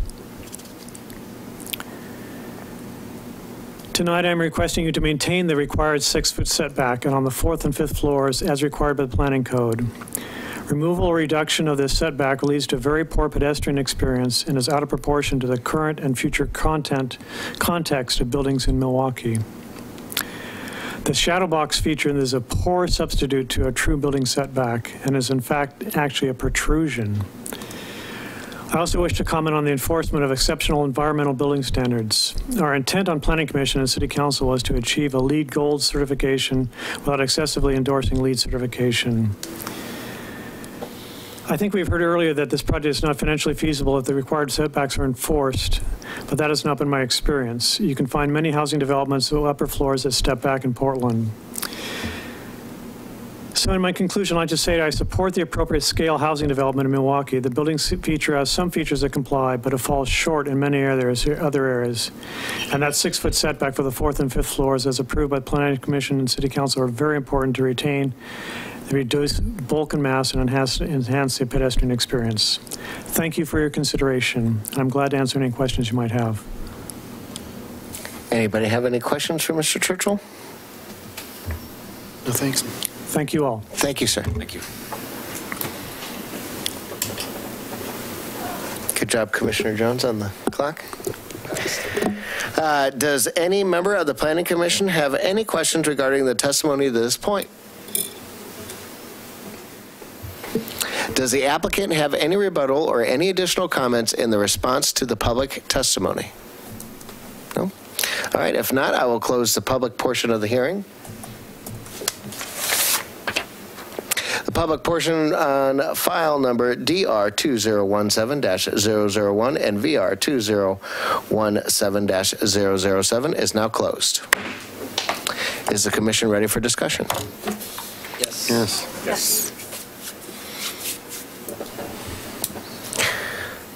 So, Commissioner Jones, I'd like to ask you a question. Sure. I am torn because I, too, was on the DLC during the time when the discussion of the setbacks were. And Mr. Churchill makes a very excellent point that they are bonus floors and that they were to be set back 6 feet in scale because everybody was afraid of what a 5-story building was going to look like. Mm-hmm. The whole city was scared of it. So this compromise came through. Now, I find the concept of a shadow box very interesting. And does that actually accomplish the same thing? So you being an architect and have a flair for building design, can you offer an opinion about that? I'm worried about the effect. Worried that it would be not as successful as setting the entire building back, or? Yeah, will it show from the same angle? Does it make it look, in your opinion, do you think it's going to make it look bigger? Do you think it's going to make it look smaller? Achieve the same result. Yeah, does it achieve the same result? There you go. Thank you. Thanks. I think that it would achieve a portion of the same result. I think that from the pedestrian visibility from somebody driving by in a car, it will be very difficult to tell where the actual plane of the facade is, which is really the desired result. We're trying to break up that mass and avoid having a monolithic heavy element hanging over the streetscape. I think that, like in this image that we see here, the projections and the push-pull of the facade work to do that, rather than having a 5-story or a 4/1 fiber cement panel box. I think that it is successful. That being said, I think it would be more successful if there were an opportunity to physically set back and provide more, more shade separation to provide more daylighting. Given that this is the north side, the north facade of the building, there is going to be a significant shadow impact to the businesses on the opposite side of the street. And that's my concern in not setting back those upper floors. I don't know if that's conclusive enough. No, that's that. So the DLC recommended a 4-foot setback on only the 5th story. If you are worried about shadow effect on the other buildings, is that enough for you? If it were me, I would recommend a 4-foot setback on the Washington Street facade, but not the other 2 facades. I think that that's the most significant in this case. I think that that facade is the most, lacking is the wrong word, but the facade that will have the greatest impact on the connectivity to downtown. And when you say that, does that mean on the 4th floor and the 5th floor, or just the 5th floor? No, I think the way that the facade is built, setting back the 4th floor would do more harm than good. I think that the volumes and the ratios put forth in these images are quite nice. I think that we could do a lot worse. I appreciate that the visible volume is primarily a 3/1 and that there is an intent to have that 5th story fade back materially. I wouldn't recommend setting back the 4th floor in this case. Okay, and you don't think that, for example, a larger shadow box, which would then actually solve the canopy issue, well, semi-solve the canopy issue, right? We may disagree if a canopy is good or not without windows, but over what I would call the hardy face, a larger. You understand what I mean when I say that? Yeah. Would that achieve the same effect, or is that still the issue of the shading?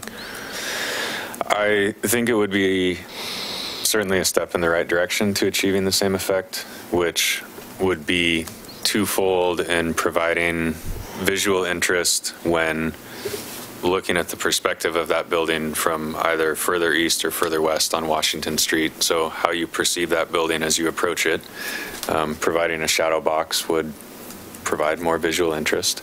And I think it would help to feel as if the mass were smaller from the pedestrian scale.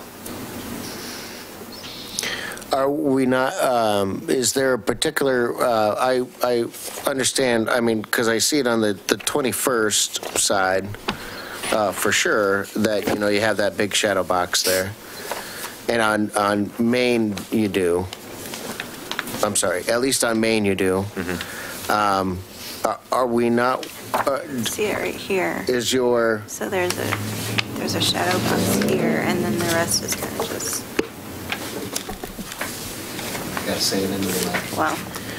So there's a shadow box here, and then that bay window bump out, and then the rest is just looks right. Like and this is right here is Washington. Washington, right?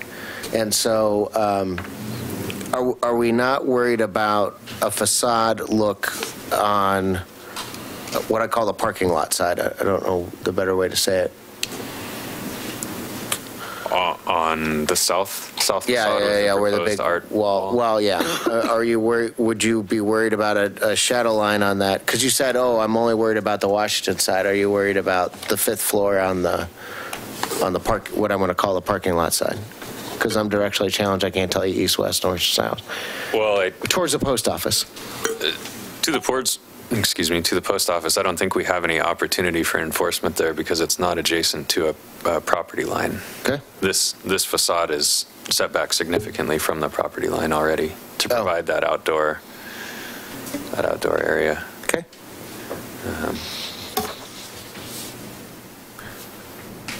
So with that being said, let's go back. We'll go back to that. Does anybody else have anything else that they really want to address besides the building setback? The art, I think that we've accepted it on the mural or some sort of large art on that wall, correct?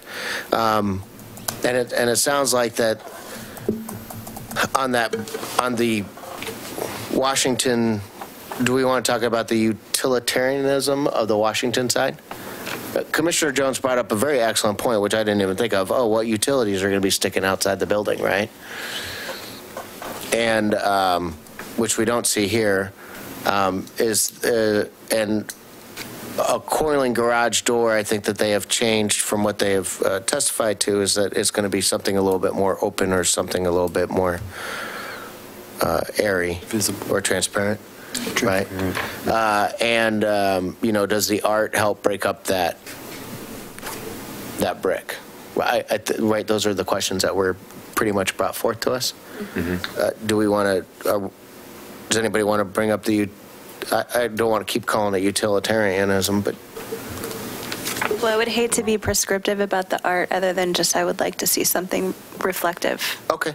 So yeah, we all agree that some art or some sort of differentiation in the brick or something like that, right? Break up that brick a little bit. Yes. Okay. And we're okay with the mural. So we're the only thing that we are on at this point in time is to talk about the setback, right? Okay. Anybody else who has comments about the setback?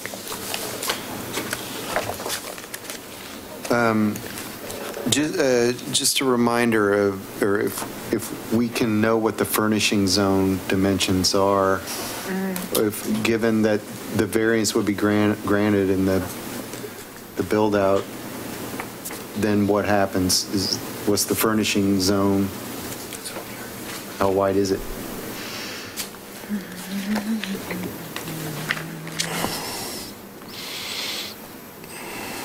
What changes to the scale of the sidewalk?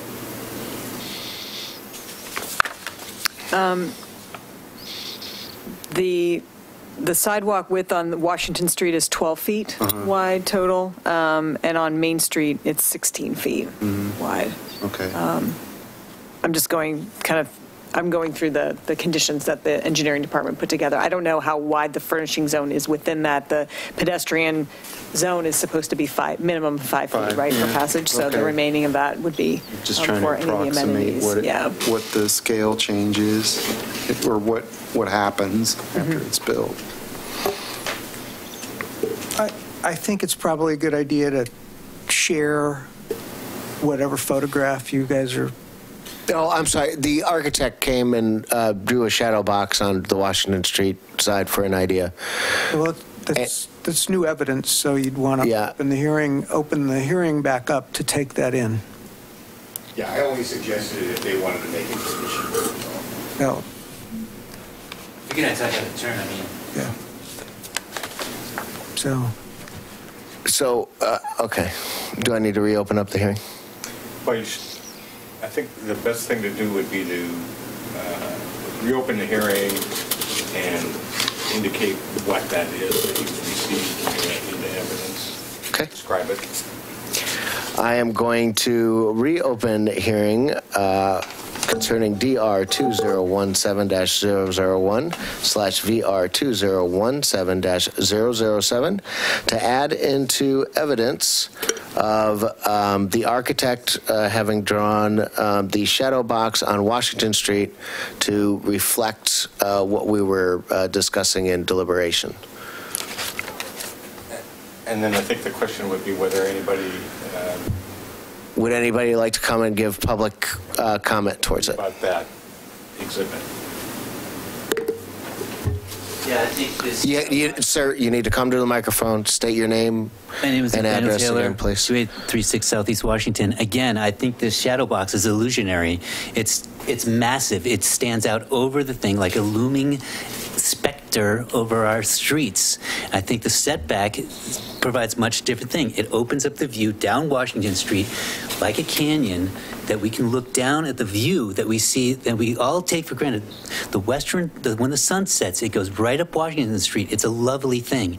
We're giving up more skyline for this damn ugly shadow box, and that's my own opinion. I get that, but it's illusion. We don't know if it works. It's subjective opinion. The commission has already come up with a very standardized, setback that works, and we know this works because buildings are built like that. And it's when we study design, we study the past, we don't speculate on the future.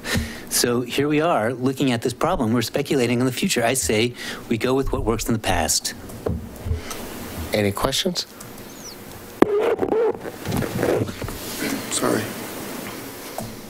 I think Mr. Churchill has rebuttal. Would you like to rebut to the current evidence that was entered? Mr. Churchill, please again state your name and address for the record. Scott Churchill, 2708 Southeast Monroe. I guess this is new evidence that we've not had a chance to review, and we would like to have an opportunity to comment on it and review it. So I'm requesting a continuance of this hearing. Thank you for your consideration. Any other questions? This is the first evidentiary hearing. It is. They're entitled. Anybody else? Okay. So I'm going to close the public testimony again portion of Project Gallery's Design Review DR 2017-001/VR2017-007. And I'm going to make this statement to the DLC or to the Planning Commission. You've demoted us. That if we decide that we want to see a shadow box type design to help us decide on this position, then I would suggest that we continue the hearing. If we decide that it needs to have a 4-foot, 6-foot setback or whatever, then I don't think that we necessarily need to continue. I'm not sure you have a choice at this point. I don't think we have a choice. You have a request for a continuance, which you have to grant, at least to keep the record open. However, I think you could continue your discussion, and if you were to, for example, decide to go with the setback, then it might be that the person requesting the continuance would withdraw the request. Well, you could at least check on that. But since this is the first evidentiary hearing, a request for a continuance is required to be granted unless it's withdrawn. Oh, okay. And basically, that's a minimum of a 7-day. You'd have to open it for 7 days to take material in writing. Okay.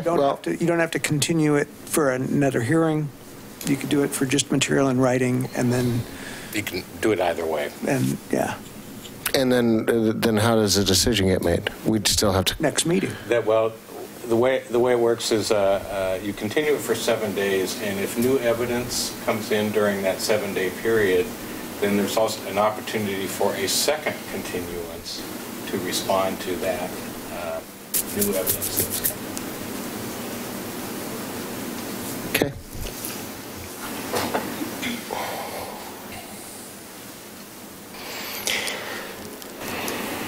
I will ask the commission if they want to further the discussion or just continue the hearing. If we have to continue either way, then I don't see any further need to discuss right now. I vote to continue. Okay. I will entertain a motion. Could you provide, before you do that, could you provide some guidance to, if you want more information, a more detailed drawing or some particular analysis by staff, it would be helpful to provide that guidance. What the continuance was about was providing time for individuals to make a response and review that particular drawing. We will need to be able to get that drawing out to people as well. All right. So a little bit more guidance would help at this point. All right. So is the commission willing to look at the addition of a shadow box to help break up the facade and to give the angle of the building, to change the perception of the building scale? Yes. Yeah. I would defer to Commissioner Jones, so yes. I agree. I'd like to see, if possible, an elevation of Washington, the Washington side with the addition of that shadow box. Okay, so the addition of the Washington side on the shadow box, as kind of shown in the picture that was brought forward to us. Now, if we ask for staff to investigate that, I mean, you would go to the applicant and have them make a sim or something. I have a couple different scenarios we could follow here. One would be to simply use that drawing and make that available to the opponents so that they can respond to it. The other would be to ask for some additional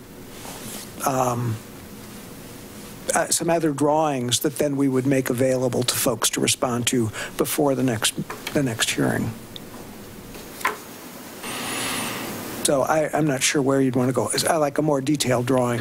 I would like to see a little bit more of a detailed drawing than just kind of a pen outline on a... Well, then let me sort of propose this scenario and we'll see if it works for everybody. So if we had 7 days, I don't know if that's enough time, but 7 days to get something back from the applicant, and then 7 days for the folks to review it, and then we would open the meeting again for just that, for any input or testimony, basically related to just that issue. Mm-hmm. Okay. Denny, could we request, if possible, I don't know if this is possible, a 3D rendering of the Washington side with the additional shadow box? Well, I'm not sure what they are willing to provide. You know, I mean, sure, just you could say that they're going to want to provide whatever they think provides the best illustration of how that works. But if you want anything more than that, I think it's going to cost them money to do whatever this is.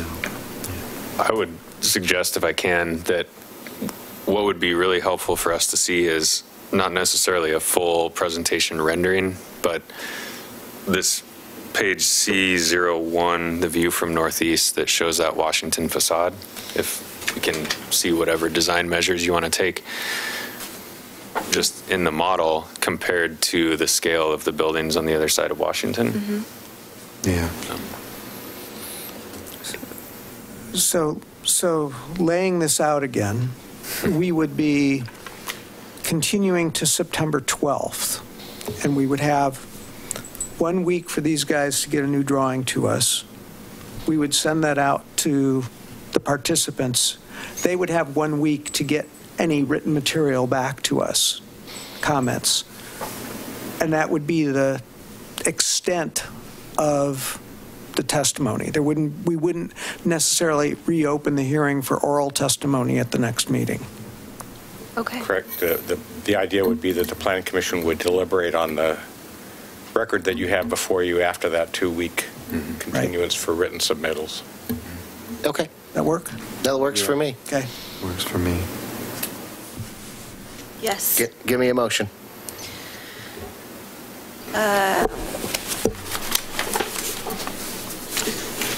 Well, here, I'll help you. I have it. Yeah.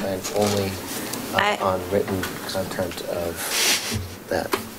I move that we continue the hearing for application DR 2017-001 and VR 2017-007 to open the public testimony based on new. To continue the meeting to September 12th. Continue the meeting to September 12th. Yeah, and then to allow the applicant to submit new renderings within the next 7 days and opponents to present written testimony, or anyone to present written testimony in the next 7-day period after that. In response to that submittal from the applicant.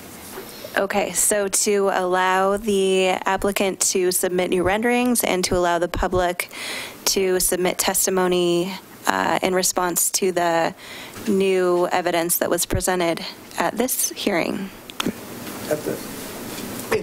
The new the new evidence that's submitted by the applicant. Right. Next week. I second.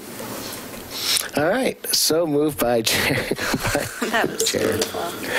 Commissioner Grau and seconded by Vice Chair Argo to continue the hearing on DR 2017-001 and VR 2017-007 to continue to September 12th to allow applicant to submit renderings in the next 7 days and allow everybody to give a response in the next 7 days.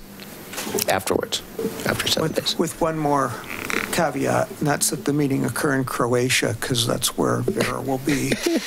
Wow, all right. Have to Skype in. That's a requirement. Yeah. All those in favor say aye. Aye. Those opposed? Hearing none, that closes it for now. Committee updates or planning department work session items. How about that? Let's go with work session items. We don't have any. Planning department, other business? We'll have some comp plan discussion at the next meeting as a follow-up to this discussion. And we've got a couple other things on that September 12th agenda. Thank you. Planning Commission committee updates and discussion items. We need a. Anybody have anything to say? I just want to remind everybody that Sunday Parkways is coming on September 24th, and that the Milwaukee Historical Society and the Milwaukee Museum are going to be joining forces and having an activity on 17th Avenue. Make sure that you enjoy the farmers market and all the events that are happening in the park on 40th. Forecast for future meetings, we've now changed that since we're going to have something else on September 12th. So I will take a motion to adjourn. I move we adjourn. Second. Wow. So moved by Vice Chair Argo. Well, who do I'm going to give it? I'll give it a second to Commissioner Jones. All those in favor say aye. Aye. Aye. Those opposed? Good night, everybody.